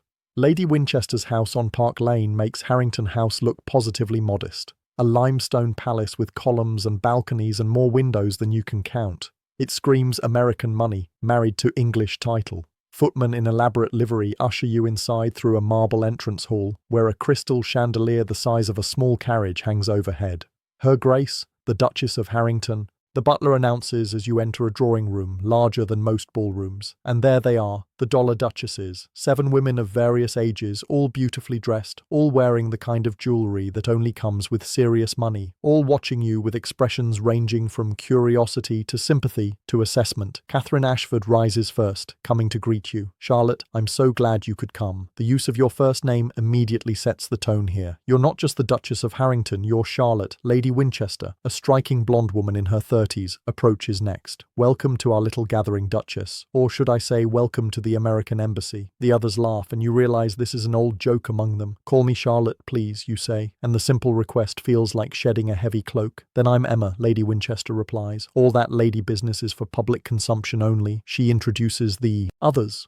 Margaret, Countess of Dorset, Pittsburgh Steel, Louisa Vick, Countess Harding, San Francisco Shipping, Pamela, Lady Thornfield, Boston Banking, Clara Ara, Marchionesses of Westmermere, Philadelphia Real Estate, and Sarah, Duchess of Broughton, New York Finance. Each woman represents a different American fortune, a different English title, a different transaction disguised as a love match. You're ushered to a seat in the circle, a cup of tea pressed into your hands, and suddenly the questions begin. How are you settling in? Has Lady Harwick driven you mad yet? Have you met the Queen? How terrible is your mother-in-law? It's overwhelming, but in the best possible way. Genuine interest, genuine concern, genuine understanding. Ladies, Catherine intercedes finally. Let's not terrify her on her first visit. Charlotte's only been in London for a week. A week? Sarah, Duchess of Broughton, widens her eyes. You poor thing, you're still in the what have I done phase. When does that phase end? You ask only half joking. The women exchange glances. It doesn't exactly, Emma says carefully. It just evolves. Into what? Resignation, says Louisa. Adaptation, offers Margaret. Strategy, says Clara Ara with a slightly wicked smile. They each tell a piece of their story. How they came to England, how they struggled, how they survived. Emma's husband gambled away half her fortune before she took control of the purse strings. Margaret's mother-in-law tried to send her back to America when she didn't produce an heir in the first year. Louisa discovered her husband had a second family in Scotland. They need our money, Clara Ara says bluntly. But they resent needing it, and they definitely resent us. Not all of them, Catherine amends. Some of the younger generation are different, more accepting, like Lord James Winters, Pamela adds with a knowing smile. I hear he was quite attentive to our newest, Duchess at Lady Denor's musical evening. You feel your cheeks flush. We only spoke briefly about New York. James is one of the good ones. Catherine says his brother, the Earl, married an American too. Helen Woodbury from Baltimore. She's abroad at the moment, or she'd be here today. Edward, my husband, warned me about him, you admit, said he has a reputation with American women. The women exchange glances again, something unspoken passing between them. Lord James appreciates American directness, Catherine says carefully. And yes, he's been linked romantically with several American visitors to London, but he's also a valuable ally, one of the few aristocrats who treats us as equals, not just walking bank accounts. Wait, it gets better. Emma's like, you want to know the real reason most of these English lords warned their wives away from James? He encourages us to maintain some independence, to keep a portion of our money in our own names, to have a voice in how our fortunes are spent. And you're thinking, so basic human dignity is a threat to the aristocracy. Cool. There's a moment of silence as you absorb this. The idea of maintaining financial independence hasn't even occurred to you. Your father transferred your dough directly to Edward, $2.5 million in railroad stock, the income now controlled entirely by your husband. Is that possible, you ask, to maintain control of your own money? It's not just possible, it's essential, Clara Ara says firmly. My husband nearly bankrupted us both in his first year as Marquess. I had to take drastic measures. She threatened to return to Philadelphia and stop the flow of funds, Emma explains with admiration. The Marquess sobered up very quickly. I still handle all the estate finances, Clara Ara adds. Henry has an allowance like a child. It's humiliating for him, but better than debtor's prison. The thought of Edward on an allowance is so absurd you almost laugh. He's the Duke of Harrington. He has 800 years of aristocratic authority behind him. And yet I don't even know the state of the Harrington finances. You confess? I've seen the household accounts, but nothing about the estate itself. The women exchange significant looks. That's your first task then. Catherine says, knowledge is power, Charlotte. Find out exactly what your money is paying for. The conversation shifts to other matters. The upcoming season, the garden party at Buckingham Palace, the latest gossip about the Prince of Wales and his many mistresses. But your mind keeps returning to the finances, to the possibility that you might have more control than you realized. We meet every Friday, Emma tells you, as the gathering winds down. Sometimes here, sometimes at Catherine's, occasionally at Broughton House when Sarah's husband is away, which is often, Sarah adds dryly. The Duke finds Paris more entertaining than his wife. Will you join us next week? Catherine asks. After your garden party, we'll want to hear all about the Queen. Yes, you say without hesitation. Yes, I'd like that very much. As your carriage carries you back to Harrington House, your mind races with everything you've learned. These women, these dollar duchesses, have carved out spaces for themselves within the rigid constraints of aristocratic marriage. They found ways to maintain their American identities while navigating English society. They've built a sisterhood across the divides of title and background. For the first time, you can envision a future here that isn't just about endurance, a future where you might actually have a voice, a purpose beyond producing an heir and maintaining the Harrington legacy. But first, you need information. You need to understand exactly what your father's millions are funding. Dinner with the Pembrokes passes in a blur of conversation. You barely register. You smile at the right moments. Speak when spoken to. Perform your role as Duchess to perfection, but your mind is elsewhere, turning over plans and possibilities. When you return home, Edward retires to his study with brandy and cigars. You should go upstairs, should let Stevens prepare you for bed.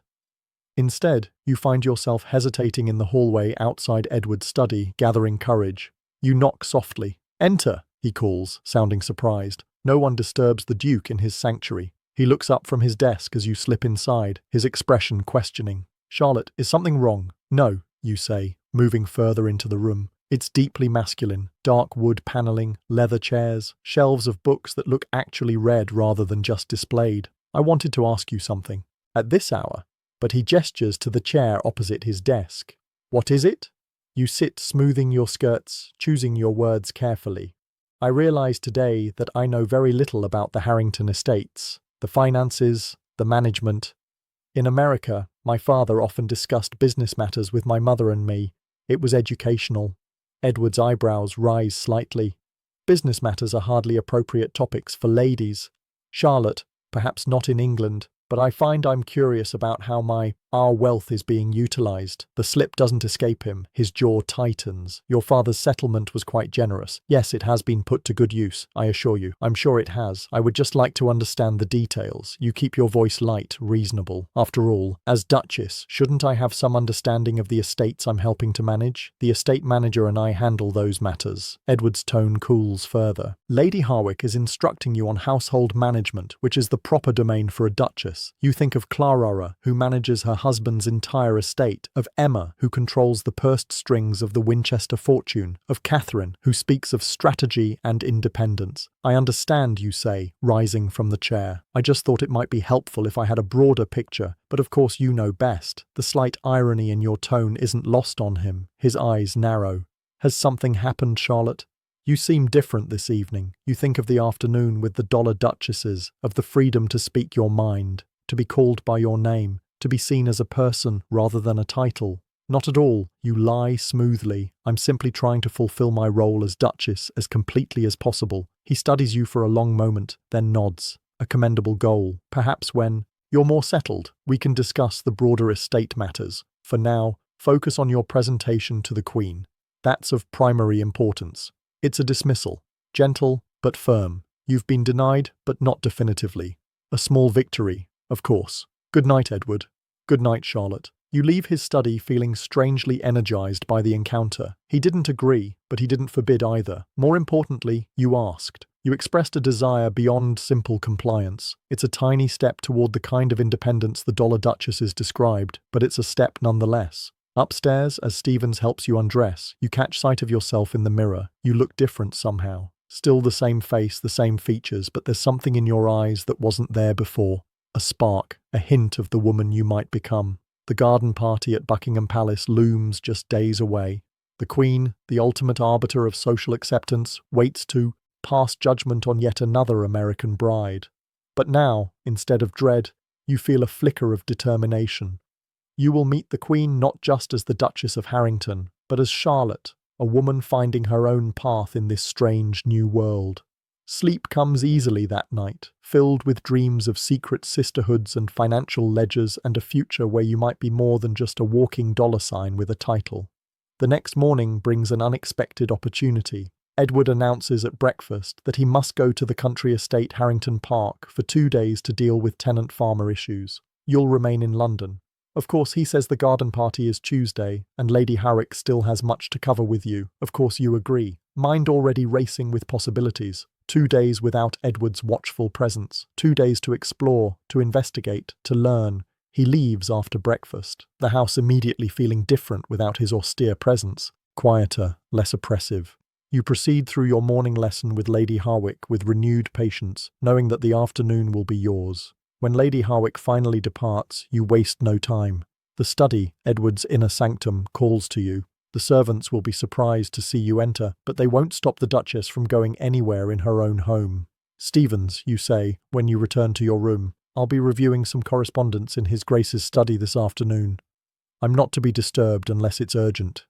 Stevens looks startled, but nods. Yes, Your Grace.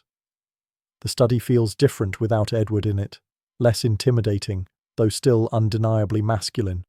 You move around the space, taking in details you missed last night. Family photographs in silver frames, military medals in a display case, a map of the Harrington holdings spread across one wall marking thousands of acres across 3 counties. I know. Sounds fake. But wait, the financial records must be here somewhere. Edward wouldn't trust anyone else with such sensitive information. The desk seems the obvious place to start, but you hesitate. Searching your husband's desk feels like a violation, a breach of the trust that's supposed to underpin marriage. But then, what kind of trust exists in a marriage arranged for money and title? Edward has never pretended to love you. He's never even pretended to particularly like you. You are a means to an end for him. Financial salvation wrapped in an appropriate aristocratic package. Decision made. You begin with the desk drawers. Most contain what you'd expect. Writing paper, pens, sealing wax, the everyday tools of correspondence. But the bottom drawer is locked. You sit back, frustrated. Of course it wouldn't be that easy. Your gaze travels around the room, looking for where a key might be hidden. That's when you notice the book on the side table. A volume of Shakespeare's Histories. A ribbon marking a place. Edward reading Shakespeare doesn't quite fit with your understanding of him. Curious, you pick up the book, open it to the marked page. Henry V.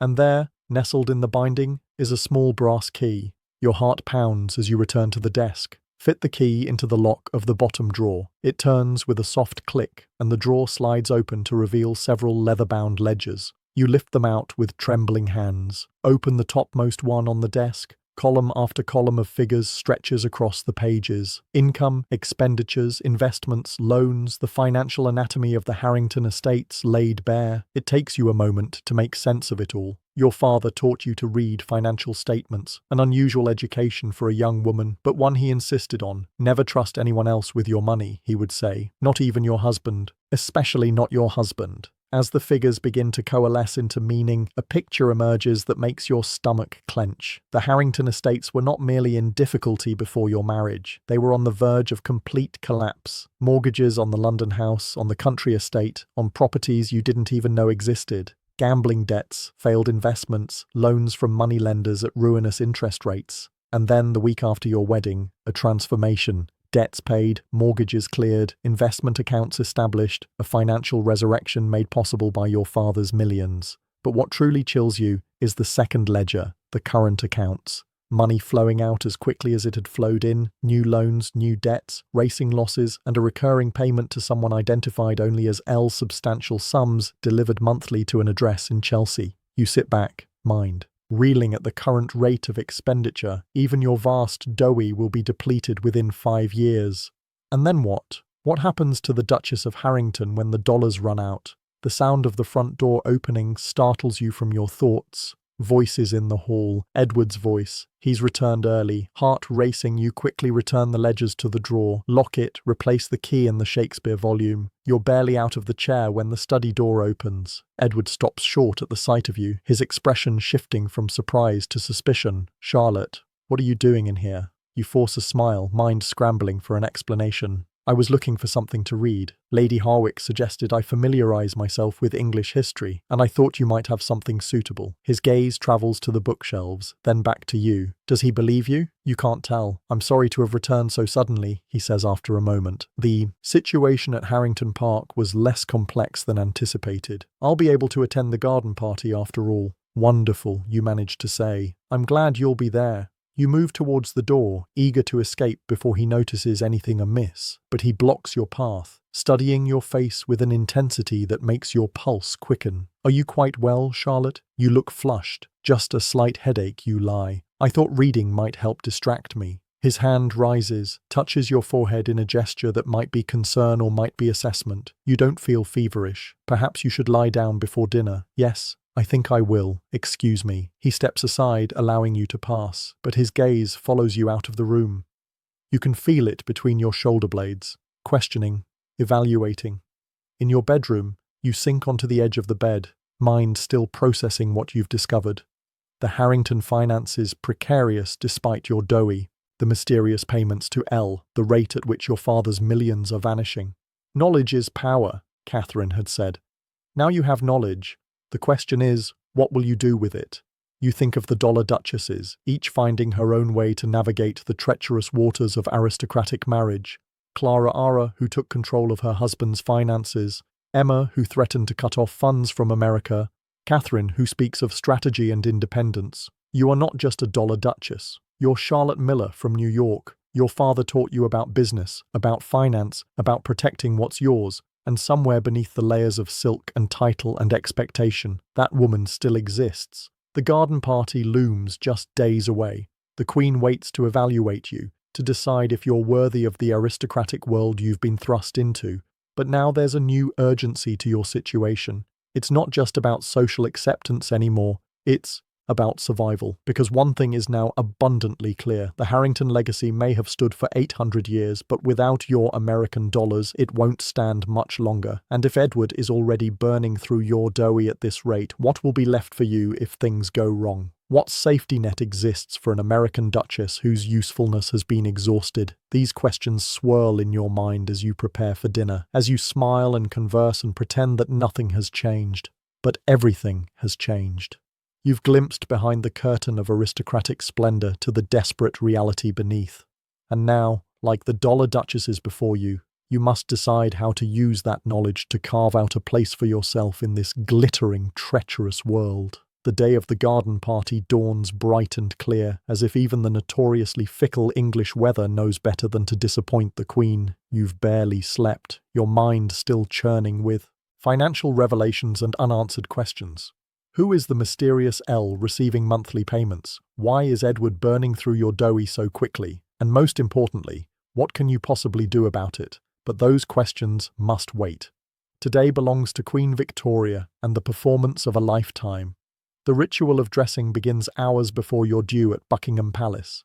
Stevens and 2 other maids flutter around you like anxious birds, washing, powdering, lacing, arranging. The garden party dress, cream silk with delicate embroidery, modest yet undeniably elegant, is lowered carefully over your head, adjusted until it falls in perfect lines. Your hair is twisted and pinned until your scalp aches, adorned with tiny pearl combs that belong to some long-deaded Harrington duchess. You look beautiful. Your Grace, Stevens says, standing back to assess the final result. In the mirror, a stranger stares back at you, poised, polished, perfect. A proper English duchess with no hint of the turmoil beneath the surface. No sign of the woman who spent yesterday piecing together her husband's financial deceptions. Edward appears in the doorway, resplendent in formal morning dress, his expression unreadable as he surveys you. Satisfactory, he pronounces, which you've learned is high praise indeed. The carriage is waiting. On the ride to Buckingham Palace, he reviews protocol for the 1000th time. Remember, it's Your Majesty, for the first address. Ma'am. Thereafter, curtsy deeply but not extravagantly. Speak only when spoken to. Keep your answers brief and differential. I remember you say, fighting the urge to snap, that you're not a child or an idiot. Lady Harwick has drilled these rules into you for days. I won't embarrass you. He glances at you sharply. This isn't about embarrassment, Charlotte. It's about establishing our position. The Queen's favour is essential to the Harrington legacy. You finish. Mentally, I understand. You say aloud, I know my role, and you do. Your role is to charm the Queen, to secure the social position that Edward needs to maintain his status, to be the perfect Duchess while he squanders your father's millions on God knows what or who. The carriage joins a procession of others approaching the palace, a glittering parade of aristocrats in their finest, all vying for the same royal approval. Footmen in royal livery direct vehicles through the gates, through a courtyard, to a sprawling garden where mares dot the lawns, and a military band plays in the distance. Remember, Edward murmurs as he helps you from the carriage. The Queen notices everything. The gardens are a carefully orchestrated tableau of power. Hundreds of guests mill about in their finery, divided into distinct social clusters that you can now recognize after weeks of Lady Howick's instruction. The highest aristocracy here, political figures there, diplomats in their own enclave, social climbers hovering at the edges of more established groups, and somewhere in this carefully stratified crowd is the Queen of England, the woman whose approval can cement your place in this world, or consign you to its margins. Edward steers you through the throng with practiced ease, nodding to acquaintances, exchanging brief pleasantries, but always moving purposefully. You recognize familiar faces. Lady Dunor with her perpetual expression of faint disapproval, the Countess of Warwick who found you charming, Lord Wexford with his impressive whiskers, and then unexpectedly, Lord James Winters looking dashing in formal attire, his fair hair catching the sunlight. Your Grace. He greets you with a perfect bow. You look radiant today. Before you can respond, Edward's hand tightens on your arm. Lord James, I didn't expect to see you here. My brother was indisposed, Lord James explains smoothly. Someone had to represent the family, and I drew the short straw. His eyes twinkle with humour that softens the formality of the occasion, though now I see it as the long straw. Indeed. The compliment hangs in the air between you. Edward's jaw tightens almost imperceptibly. If you'll excuse us, he says coolly, we're expected elsewhere. Of course, Lord James bows again.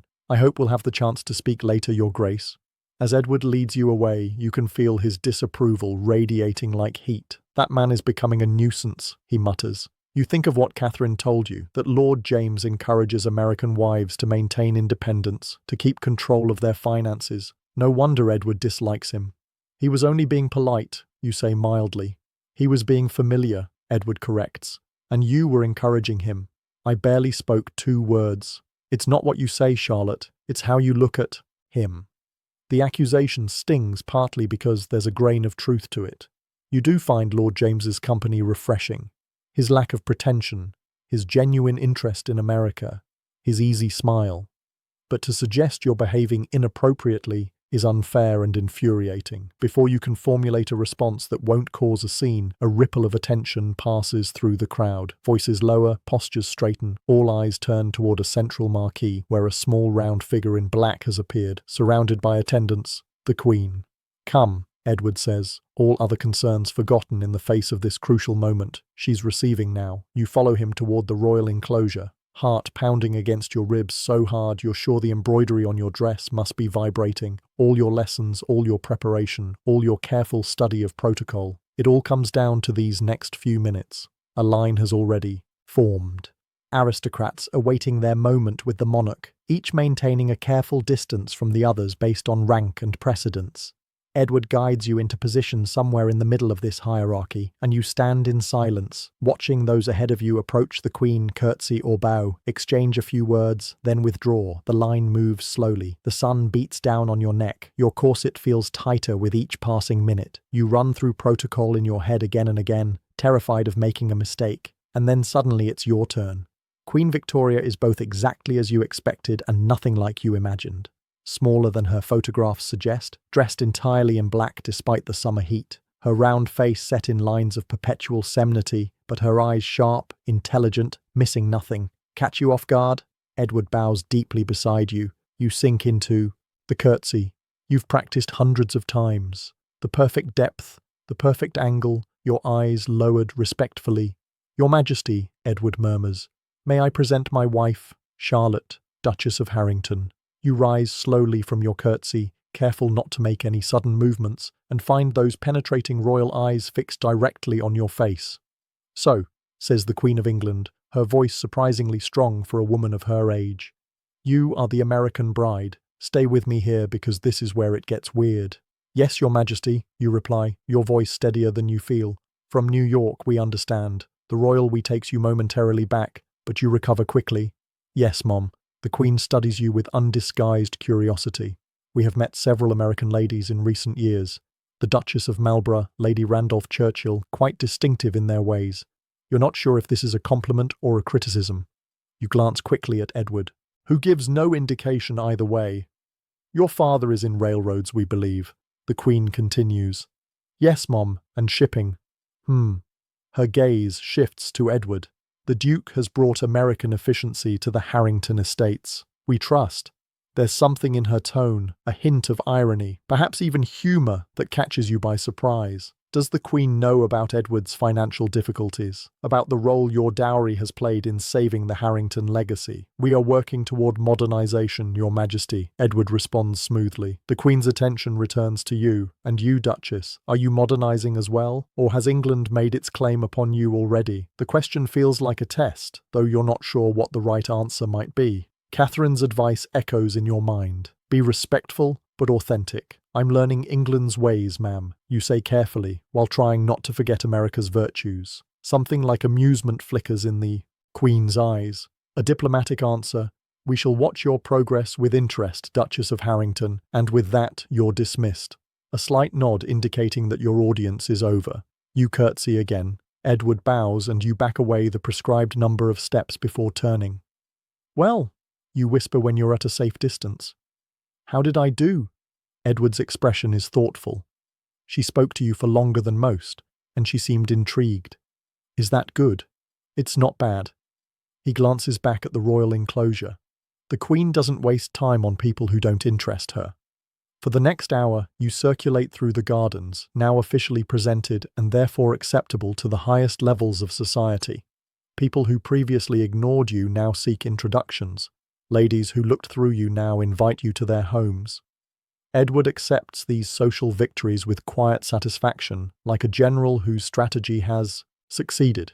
You play your part perfectly, gracious, modest, just American enough to be interesting, but not so American as to be vulgar. But beneath the performance, your mind keeps returning to the financial ledgers, to the mysterious payments, to the question of what happens when the money runs out. The crowd shifts, and suddenly Lord James is at your side again. This time, Edward has been drawn into conversation with a government minister several feet away, leaving you momentarily unattended. The Queen was impressed, Lord James says without preamble. I could tell from across the lawn. Were you watching me? The question comes out more flirtatiously than intended, among others, he admits with a smile. You're the most interesting person here, Duchess. Because I'm American, because you're observant, you watch and listen more than you speak. A rare quality in any society, English or American. The observation surprises you. You hadn't thought of your careful navigation of social rules as observation. But he's right. You've been watching, learning, evaluating from the moment you arrived in England. My father taught me that. You say in business the person who listens most learns most. A wise man.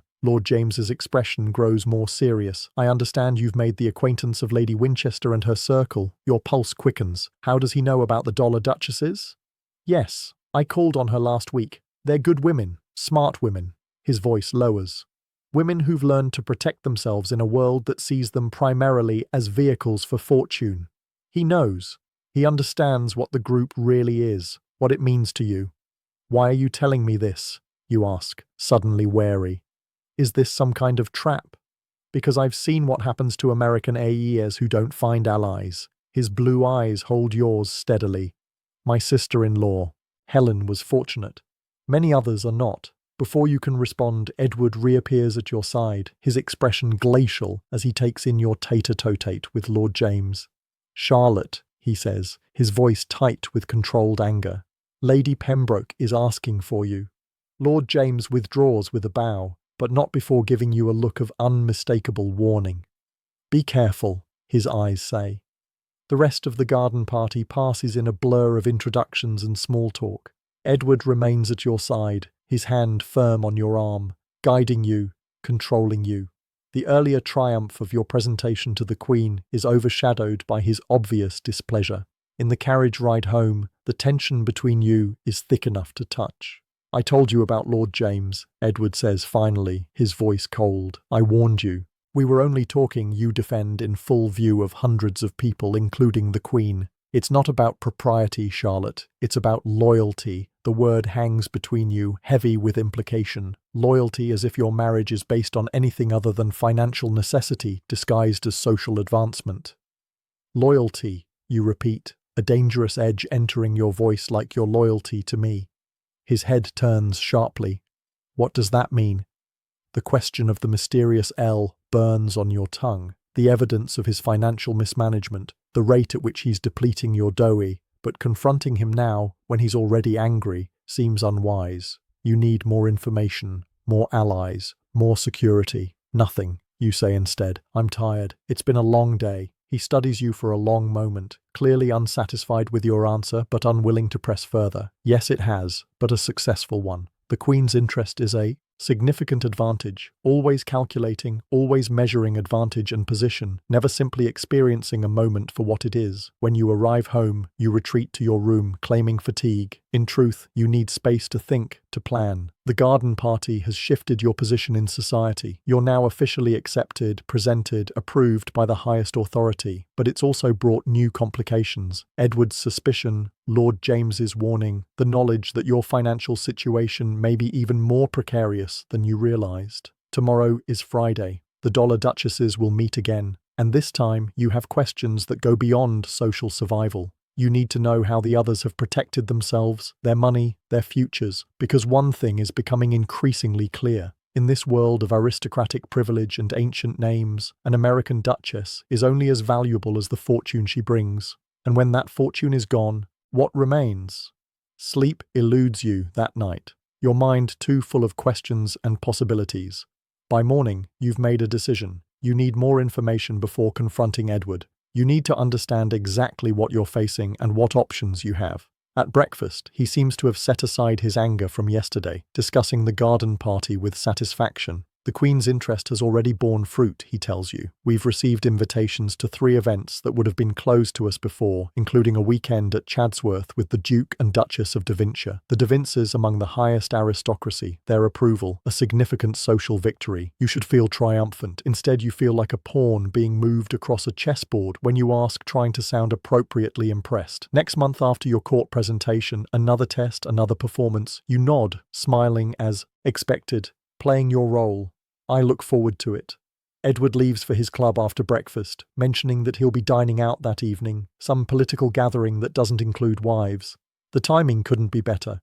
You'll have the afternoon for the Dollar Duchesses and the evening to continue your investigation. The meeting at Catherine's house has a different energy than the previous one, less introductory, more purposeful. The women greet you warmly, eager to hear about your audience with the Queen. She spoke to me for quite a while. You tell them. She seemed interested in the fact that I'm American. That's excellent. Sarah, Duchess of Broughton, assures you the Queen has a soft spot for Americans, despite what the old guard might have you believe. Her approval gives you a certain immunity. Immunity, you ask?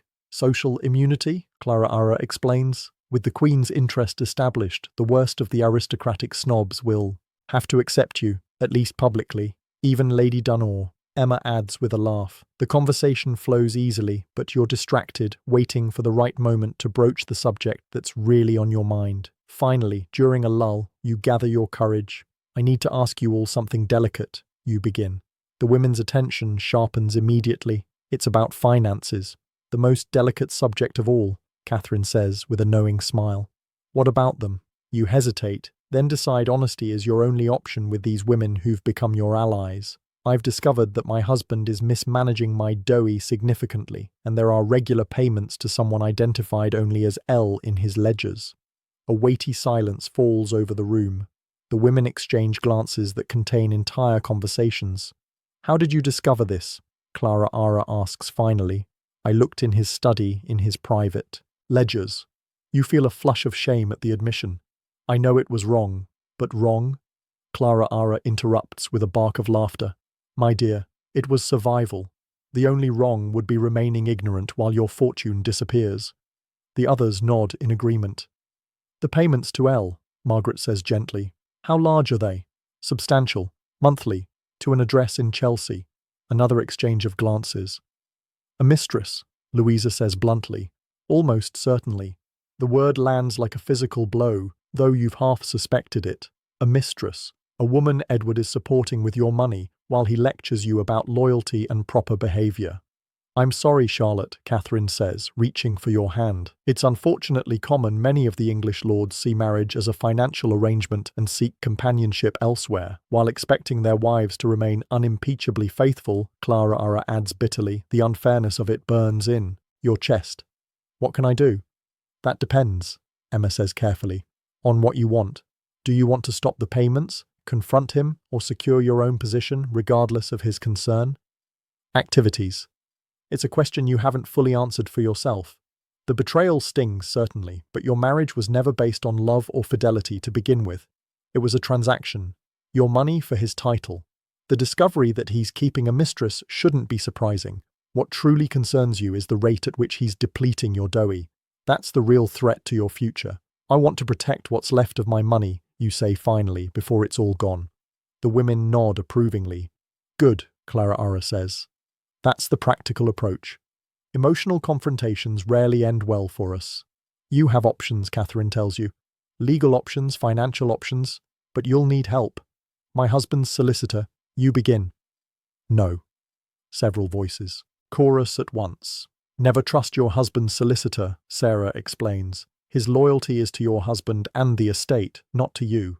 You need your own representation, Catherine says. Someone who will act in your interests alone. I know someone, Lord James Winters says from the doorway. Your head snaps up in shock. The Dollar Duchesses seem surprised but not alarmed by his sudden appearance. James, Catherine greets him. I didn't expect you until later. My appointment ended early. His gaze finds yours. I hope I'm not interrupting. Not at all. Emma says Charlotte was just asking about financial protection. Your specialty, I believe. Lord James steps fully into the room, closing the door behind him. Indeed, and increasingly necessary from what I hear. The women make space for him in their circle, indicating a level of trust that surprises you. Lord James isn't just an acquaintance. He's an ally, admitted to their most private councils. The Duchess has discovered some concerning financial activities, Catherine explains. Lord James's expression grows serious. I suspected as much. Harrington's racing losses have been substantial lately, and there are rumours about a house in Chelsea, so Edward's financial mismanagement and mistress aren't even secrets, just open knowledge among those who move in the right circles. You mentioned a solicitor, you prompt, pushing aside the humiliation of having your husband's infidelity discussed so casually. Yes, George Bennett. He specializes in protecting the interests of American wives. Lord James leans forward, his expression earnest. He can help you establish a separate account, one your husband can't access. He can advise you on how to secure a portion of your dough against future claims. Is that legal? You ask. With the right paperwork, yes, especially for an American citizen, which you still are. The possibility of financial independence, of security beyond. Edward's control sends a surge of hope through you. There would be consequences, Lord James warns. Your husband wouldn't take kindly to such actions. He's already taking every penny I brought to this marriage and spending it on racing and a mistress, you reply, a new edge in your voice. What more can he do? The room falls silent at your directness. Then Clara laughs, a sharp approving sound. I told you she had spirit, she says to the others. She'll do just fine. For the next hour they outline a plan. Lord James will arrange a meeting with George Bennett. Catherine and Emma will accompany you, providing both support and social cover. A group of ladies shopping as far as anyone else is concerned. Clara, who has the most experience with financial manipulation, gives you specific advice on what questions to ask, what documents to request. By the time you leave Catherine's house, you have not just information, but a strategy, a way forward that doesn't depend on Edward's goodwill or the Harrington legacy. For the first time since arriving in England, you feel something like power, not the borrowed power of a title or the reflected power of a husband, but your own power based on knowledge, allies, and the determination to protect yourself. The Duchess of Harrington returns home with her head held high, ready to take control of her future, one careful step at a time. Edward doesn't return until late that night. You hear him come in, his footsteps uneven on the stairs. He's been drinking, unusual for him. You remain in your bed, feigning sleep when he checks your room, as he sometimes does after late evenings out. The door opens, light from the hallway spilling across your bed. You keep your breathing deep and regular, eyes closed. After a moment, the door closes again. His footsteps continue down the hall to his own bedroom. Tomorrow you'll begin implementing your plan. Tomorrow you'll take the first steps toward independence. But tonight, You allow yourself to simply rest, secure in the knowledge that you're no longer alone in this strange new world. You dream of ledgers and secret meetings and a future where you are more than just a dollar duchess, where you are Charlotte again, but a new Charlotte, stronger and wiser than the girl who crossed an ocean for a title. In the morning, Edward appears at breakfast, looking slightly worse for wear, evidence of his late night. He studies you over his coffee cup, a question in his bloodshot eyes. "You seem different this morning," he observes. You smile, butter your toast with steady hands. "Do I? Perhaps it's just the success of the garden party. As you said, the Queen's approval changes things." He accepts this explanation, but his gaze lingers on your face, searching for something he can't quite identify. The knowledge that you're keeping secrets, making plans, forming alliances gives you a small thrill of power. "I'll be out this afternoon," you tell him casually, "shopping with Lady Ashford and Lady Winchester." "Or more gowns?" he asks with a hint of disapproval. You've already spent a small fortune on your wardrobe. The irony of him criticizing any expenditure while he maintains a mistress in Chelsea nearly makes you laugh. Instead, you maintain your composed expression. "A duchess must be properly attired," you remind him, echoing Lady Harwick's frequent refrain. Especially now that we're invited to Chatsworth. He can hardly argue with that. The visit to the Duke and Duchess of Devonshire is a significant social coup, one that requires appropriate display. "Very well," he concedes. "Just try to show some restraint. The bills from Madame Beaumont have been considerable. A drop in the ocean compared to his racing losses and monthly payments to Elle, but you merely nod in agreement. Of course, as he leaves for his club, you feel a strange mix of emotions, anger at his hypocrisy, determination to protect yourself, and underneath it all, a faint sadness for what this marriage might have been under different circumstances. But there's no time for regrets or what-ifs. You have an appointment with a solicitor, a plan to secure your future, and a new sense of purpose that has nothing to do with being the Duchess of Harrington and everything to do with being Charlotte Miller. The game has changed, the rules have shifted, and you're no longer just a pawn on the aristocratic chessboard. You're a player making your own moves, determining your own fate. The Queen may have given you social acceptance, but the dollar duchesses have given you something far more valuable, a path to independence in a world designed to keep you dependent, and that more than any royal approval is worth its weight in gold, or rather in dollars, American dollars. Your dollars. The fortune you brought to this marriage and the portion of it you're now determined to protect, no matter what it takes. The offices of George Bennett, solicitor, occupy the second floor of a discreet building near Lincoln's Inn Fields. No grand marble entrance, no ostentatious sign announcing its presence, just a polished brass plate beside the door, and a quiet atmosphere of serious business being conducted behind closed doors. Catherine and Emma flank you as you climb the narrow staircase, their presence both comforting and protective. To anyone observing, you're simply three ladies taking tea after a shopping expedition. The hat boxes and parcels you carry, purchased hastily at Liberty's as cover, complete the illusion. The man who rises to greet you is not what you expected. George Bennett is younger than you anticipated, perhaps 40, with intelligent eyes behind wire-rimmed spectacles and the brisk manner of someone who values efficiency over ceremony. "Your Grace," he says, bowing slightly. "Lady Ashford, Lady Winchester, please be seated." The office is small but well-appointed, lined with law books and filing cabinets. No ostentation, just the tools of his trade and a desk piled with neat stacks of documents. Lord Winters has explained your situation in general terms. Bennett continues once you're settled, but I'll need specifics to advise you properly. You glance at Catherine, who nods encouragingly. Emma reaches over to squeeze your hand briefly. With their silent support, you begin to explain the dowie, the financial ledgers you discovered, the rate of expenditure, the mysterious payments to L. Bennett. Listens without interruption, occasionally making notes on a pad before him. His expression reveals nothing, neither shock nor judgment. A not uncommon situation, unfortunately. He says when you finish the law generally favors husbands in matters of marital finance, but there are strategies available particularly for American wives. What kind of strategies, you ask? That depends on your goals, you Grace. Are you seeking divorce? The question catches you off guard. Divorce, the nuclear option, a social catastrophe that would destroy your position and possibly send you back to America in disgrace. No, at least not at present. Bennett nods, as if this is the answer he expected. Then what we're discussing is financial protection, securing securing a portion of your assets beyond your husband's control, creating a safety net should circumstances deteriorate. You think of the ledgers, of the rapidly diminishing fortune, of the monthly payments to the mysterious L in Chelsea. Yes, that's exactly what I want. Good, direct, and practical. Bennett adjusts his spectacles. Here's what can be done. What follows is a crash course in financial self-defense. Bennett explains the legal mechanisms available: separate accounts in American banks, investments in your name alone, trust arrangements that would protect a portion of your wealth for your future children while still allowing you access to the income. Your father's settlement, he asks, was it structured as a lump sum or as phased payments? A lump sum, you reply. Railroad stock transferred directly to Edward upon our marriage.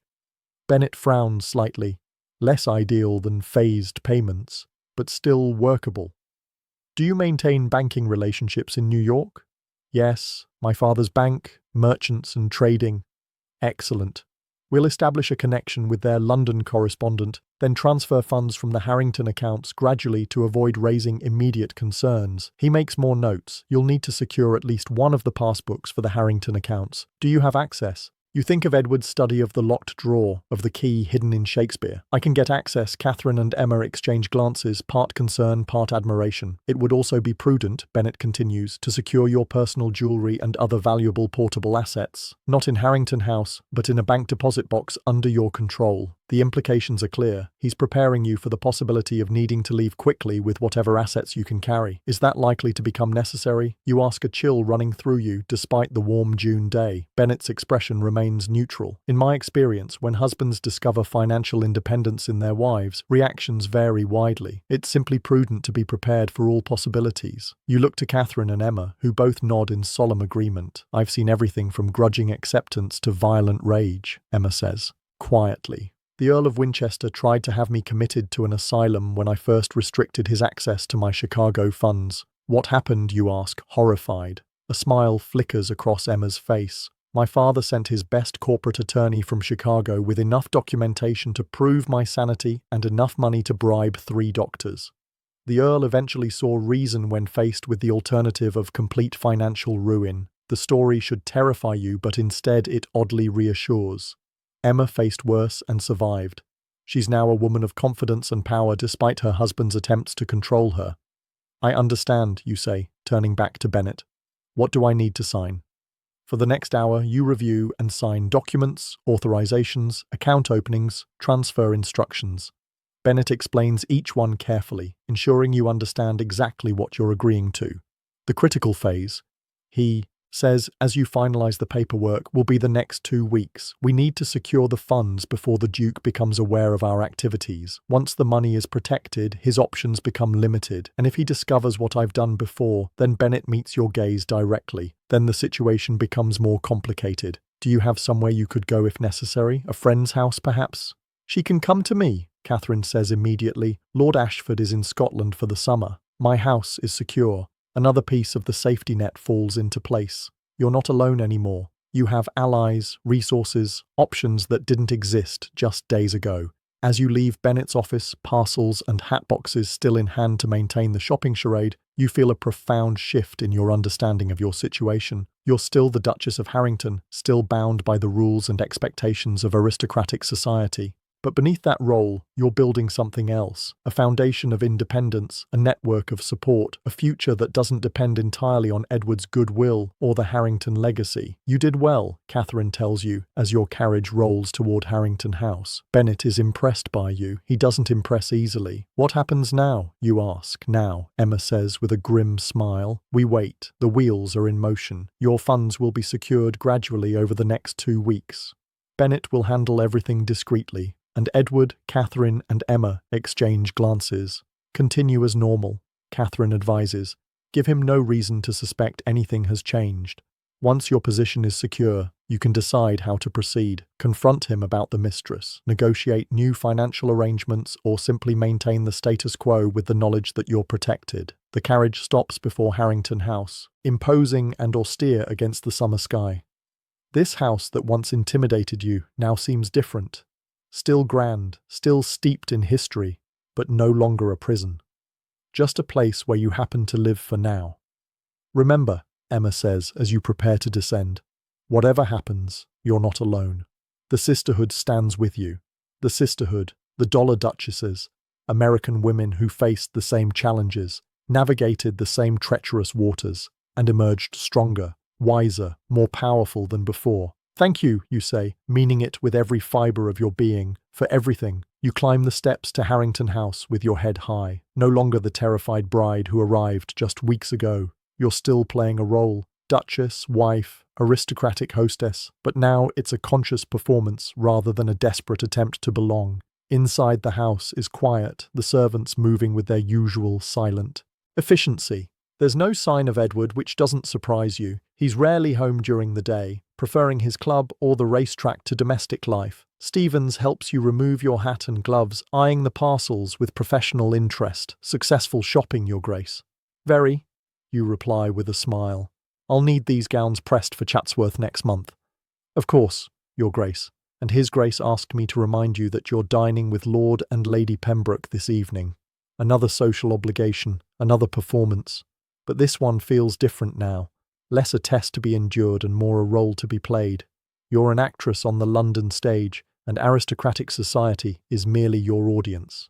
The next 2 weeks pass in a carefully maintained illusion of normally. You attend dinners and music owls. You continue your lessons with Lady Harwick, who declares you almost acceptable, high praise indeed from her. You prepare for the weekend at Chatsworth, selecting gowns and jewels with Stephen's assistance. Edward notices nothing amiss. He continues his usual routine. Breakfast at home, days at his club, or attending to estate business. Evenings divided between social obligations with you and engagements you're not invited to. You don't need Bennett's investigation to confirm that many of these solo evenings are spent in Chelsea with the mysterious L. Every few days, Bennett sends discreet updates via Catherine. Funds transferred, accounts established, investments secured. The process is slower than you'd like, but necessary to avoid raising alarms at the bank or with Edward's financial managers. The Friday meetings with the Dollar Duchesses continue, now focused on practical advice for your new circumstances. Clara Ara shares her strategies for managing a household budget independently of her husband. Sarah explains how she maintains social appearances while quietly building her own financial empire. Louisa offers insights on balancing the demands of aristocratic life with personal independence. The trick, she tells you one afternoon over tea at Catherine's house, is to give them what they need: the perfect hostess, the appropriate wife, the social asset, while keeping your true self separate and protected. A performance, you suggest exactly. They married the role, not the woman. So, give them the role, and keep the woman for yourself. It's a strategy born of necessity, of survival in a world that values women primarily as decorative adjuncts to male power. Not ideal, perhaps, but practical, and you're becoming increasingly practical these days. Lord James Winters appears occasionally at these gatherings, always bringing useful information or connections. He's careful to maintain a respectful distance, to give no one reason to question the propriety of your relationship. But there's an undeniable connection between you, a shared perspective, a mutual respect, a friendship that could perhaps be something more under different circumstances. You're not naive enough to imagine a romantic future with him. You're married, bound by law, and accustomed to Edward and the Harrington name. But Lord James represents something important: the possibility of being valued for yourself, not just for your fortune or your title. The weekend at Chatsworth arrives and passes in a blur of aristocratic splendour. The Duke and Duchess of Devonshire preside over a gathering of the highest echelon of society. Politicians, artists, fellow aristocrats, you navigate this rarefied world with growing confidence. No longer the uncertain American bride, but the Duchess of Harrington, secure in her position. Edward notices the change in you. You catch him watching you sometimes, a puzzled expression on his face, as if trying to identify what's different. You've adapted well, he tells you on the journey back to London. The Duchess of Devonshire was quite impressed. Thank you, you reply, accepting the compliment with the quiet confidence that's becoming your hallmark. It helps to understand the rules of the game. He raises an eyebrow at your choice of words. Game society, you clarify with a smile. It's all about knowing one's role, isn't it? He studies you for a moment longer, then nods slowly. Yes, I suppose it is. The final pieces of your financial protection fall into place in late July. Bennett sends confirmation via Catherine. Nearly half of your dough has been secured in accounts beyond Edward's reach. Not the entire fortune, but enough to ensure your independence if necessary. The time has come to decide your next move. Confront Edward about the mistress. Negotiate new financial arrangements. Maintain the status quo with your newfound security as a private triumph. The decision is made for you on a rainy Tuesday afternoon when Edward returns home unexpectedly. His expression thunderous, a telegram clutched in his hand. "What is the meaning of this?" he demands, storming into the morning room where you're reviewing household accounts with Mrs. Hughes. Mrs. Hughes withdraws immediately, closing the door behind her. You remain seated, outwardly calm, despite the racing of your heart. "The meaning of what, Edward?" He slaps the telegram down on the table before you. It's from his bank, expressing concern about unusual transfer patterns from the Harrington accounts and requesting an urgent meeting. So, the moment of truth has arrived, sooner than you'd hoped, but not entirely unexpected. "Ah," you say, keeping your voice steady, "I see they've noticed." "Noticed?" His voice rises in disbelief. "Noticed what exactly? What have you done, Charlotte?" You meet his gaze directly, drawing strength from the knowledge that you're protected now, that you have options beyond simply submitting to his anger. "I've secured my future," you reply. "A portion of my dough has been transferred to accounts in my name." The color drains from his face, then returns in a flush of rage. "You had no right. I had every right." You interrupt, surprising both him and yourself with your firmness. "It was my money, Edward, my father's fortune, that saved the Harrington estates from complete collapse." He stares at you, momentarily speechless at your directness. "How did you? Who told you?" He stops, understanding, dawning in his eyes. "You went through my private papers. Yes, you admit without apology. I needed to understand the true state of our finances." "Our finances," he repeats incredulously. "There is no our, Charlotte. When you married me, everything you brought became mine. That's the law. The law has flexibility when it comes to American wives," you inform him, echoing Bennett's words, especially when their husbands are depleting their fortunes at an alarming rate. His face darkens further. "Is this Winter's doing? Has he been filling your head with ideas?" "This is my doing," you correct him. "My decision. My future." Edward begins to pace, running a hand through his hair in agitation. "Do you have any idea what you've done? The scandal. If this becomes known, it won't become known unless you choose to make it so," you point out calmly. "I have no intention of making our financial arrangements public. Do you?" The question stops him short. Of course, he doesn't want a public scandal. His position, his precious legacy depends on maintaining appearances. "What do you want?" he asks finally, his voice cold. "Is this some kind of blackmail?" You almost laugh at the irony. "No, Edward. This is self-preservation. I've seen the ledgers. I know how quickly you're burning through my dough. I know about the racing losses, the failed investments. I know about the house in Chelsea." His head snaps up at the last reference. "What do you know about Chelsea?" "Enough," you say simply. "I'm not asking for a divorce. I'm not threatening to expose anything. I'm simply securing my future, and incidentally yours, because when the money runs out, what happens to the Harrington legacy then?" It's a question he's clearly been avoiding, and it lands like a blow. He sinks into a chair, the anger draining from him, replaced by something that might almost be respect. "What exactly have you done?" he asks after a long silence. "Secured approximately half of my dough in separate accounts," you explain. "The income remains available for appropriate Harrington expenses, household costs, necessary estate improvements, legitimate business ventures, but not for gambling, not for personal entertainment in Chelsea." His mouth tightens at your bluntness, but he doesn't deny the implications, and the other half, he inquires with forced casualness, remains under your control for now. Consider it a gesture of goodwill. In truth, Bennett hadn't been able to secure more than half without raising too many red flags, but Edward doesn't need to know that. "You've changed," he observes after studying you for a moment. "Isn't the girl who arrived from New York?" "No," you agree. "It isn't." Another long silence falls between you, the tick of the mantel clock the only sound in the room. Finally, Edward speaks. "What happens now?" It's a reasonable question. What does happen now?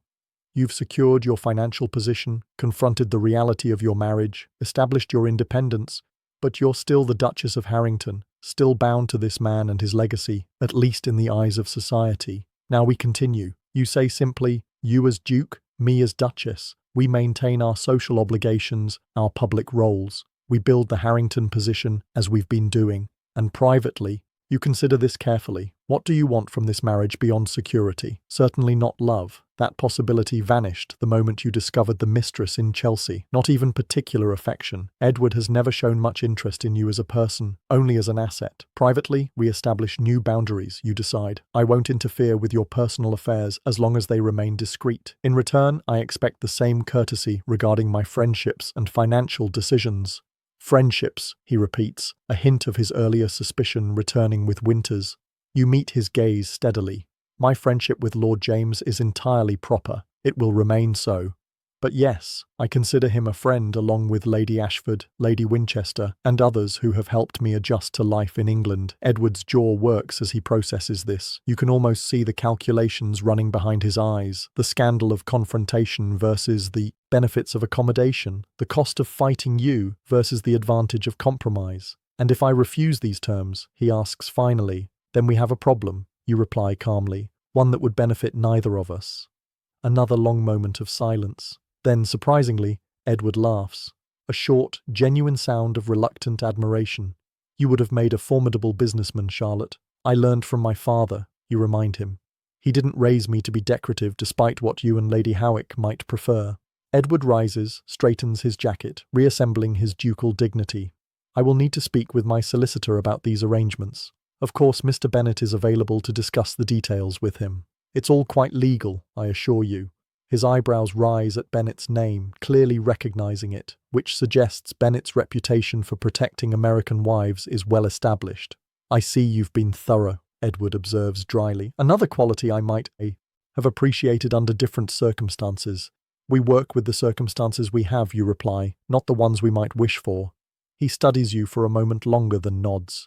Not quite in agreement, but in acknowledgement of the new reality between you. We will speak more of this later, he says, moving toward the door. I have appointments this afternoon. In Chelsea, you suspect, but that's no longer your concern.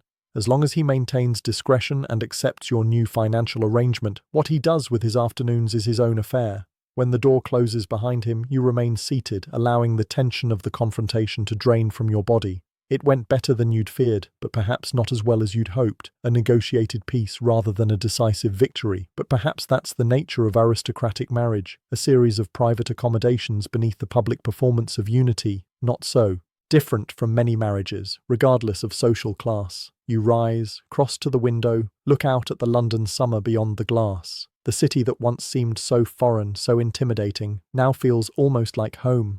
Not because you've been absorbed into its ways, but because you've carved out your own place within them. The door opens softly behind you, Stevens appearing with her usual silent efficiency. Your Grace, Lady Ashford has called. She awaits you in the blue drawing room. Catherine, here to learn the outcome of your confrontation with Edward, no doubt. Thank you, Stevens. I'll go to her now. Catherine rises as you enter the drawing room, her expression anxious.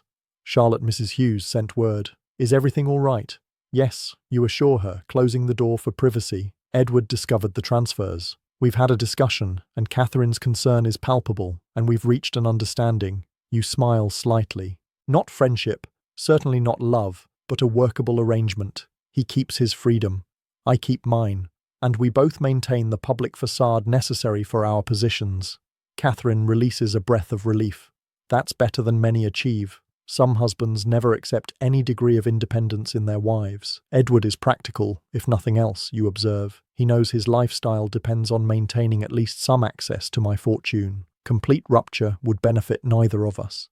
Catherine studies you with a mixture of pride and wonder. Look at you. 6 weeks ago you were a terrified bride in a strange country. Now you're negotiating terms with a duke. The observation makes you laugh. A significant transformation, I suppose, more than significant, miraculous, and yet entirely earned. She takes your hands in hers. You've done what many of us took years to achieve, established your independence while maintaining your position. It's a delicate balance few. Manage successfully. Later that evening, after Catherine has gone and the house has settled into its nighttime rhythms, you sit at your dressing table as Stevens brushes your hair for bed. The familiar ritual is soothing after the emotional turbulence of the day. Will there be anything else, Your Grace? Stevens asks as she sets the brush down. No, thank you. That will be all for tonight. When she's gone, you remain at the dressing table, studying your reflection in the mirror. The face that looks back at you is still young. You're barely 21. But the eyes hold a wisdom that wasn't there when you arrived in England. You're not the same Charlotte Miller who left New York as a bride. That girl, raised in privilege but sheltered from reality, no longer exists.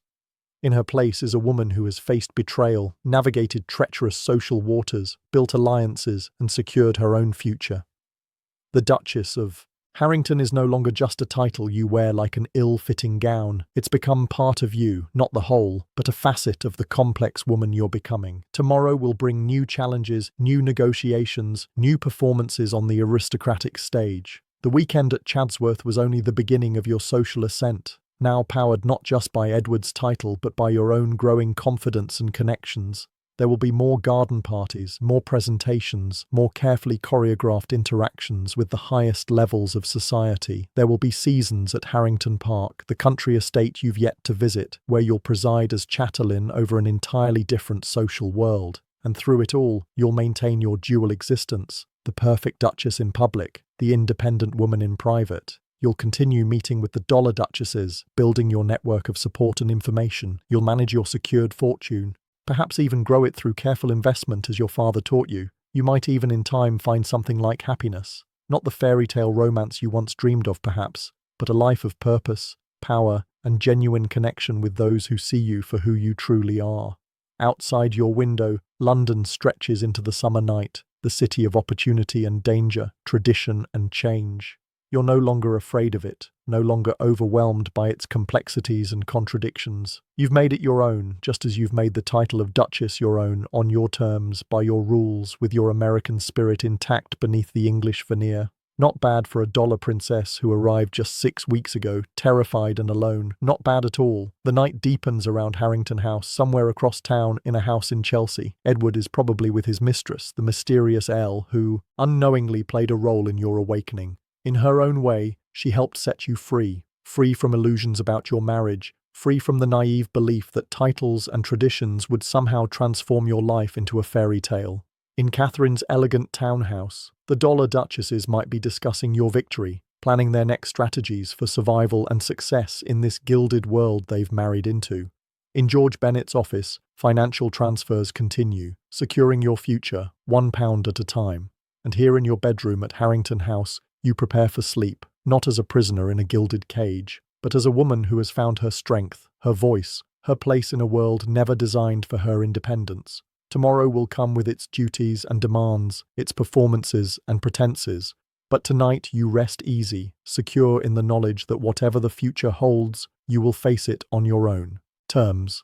As you slip between the sheets of your massive bed, no longer quite so cold, no longer quite so foreign, you smile at the thought of all the American heiresses yet to come, all the future dollar princesses who will cross the Atlantic seeking titles and finding transformation instead. Perhaps someday you'll be the one offering guidance to a terrified young bride from New York or Chicago or San Francisco. Perhaps you'll be the Catherine to someone else's Charlotte, extending a hand of friendship across the divide between worlds. The thought comforts you as sleep approaches, your body relaxing into the soft mattress, your mind drifting toward dreams, not of princes or fairy tales, but of something far more valuable, a future you've built with your own hands, a life you've claimed as your own. Sleep comes easily tonight, deep and peaceful. The Duchess of Harrington rests, gathering strength for tomorrow's performance. But Charlotte, the real Charlotte, the woman beneath the title, she dreams of freedom, of friendship, of the unexpected journey that brought her across an ocean and into herself. And somewhere in that space between sleeping and waking, between the girl you were and the woman you've become, you find something that feels remarkably like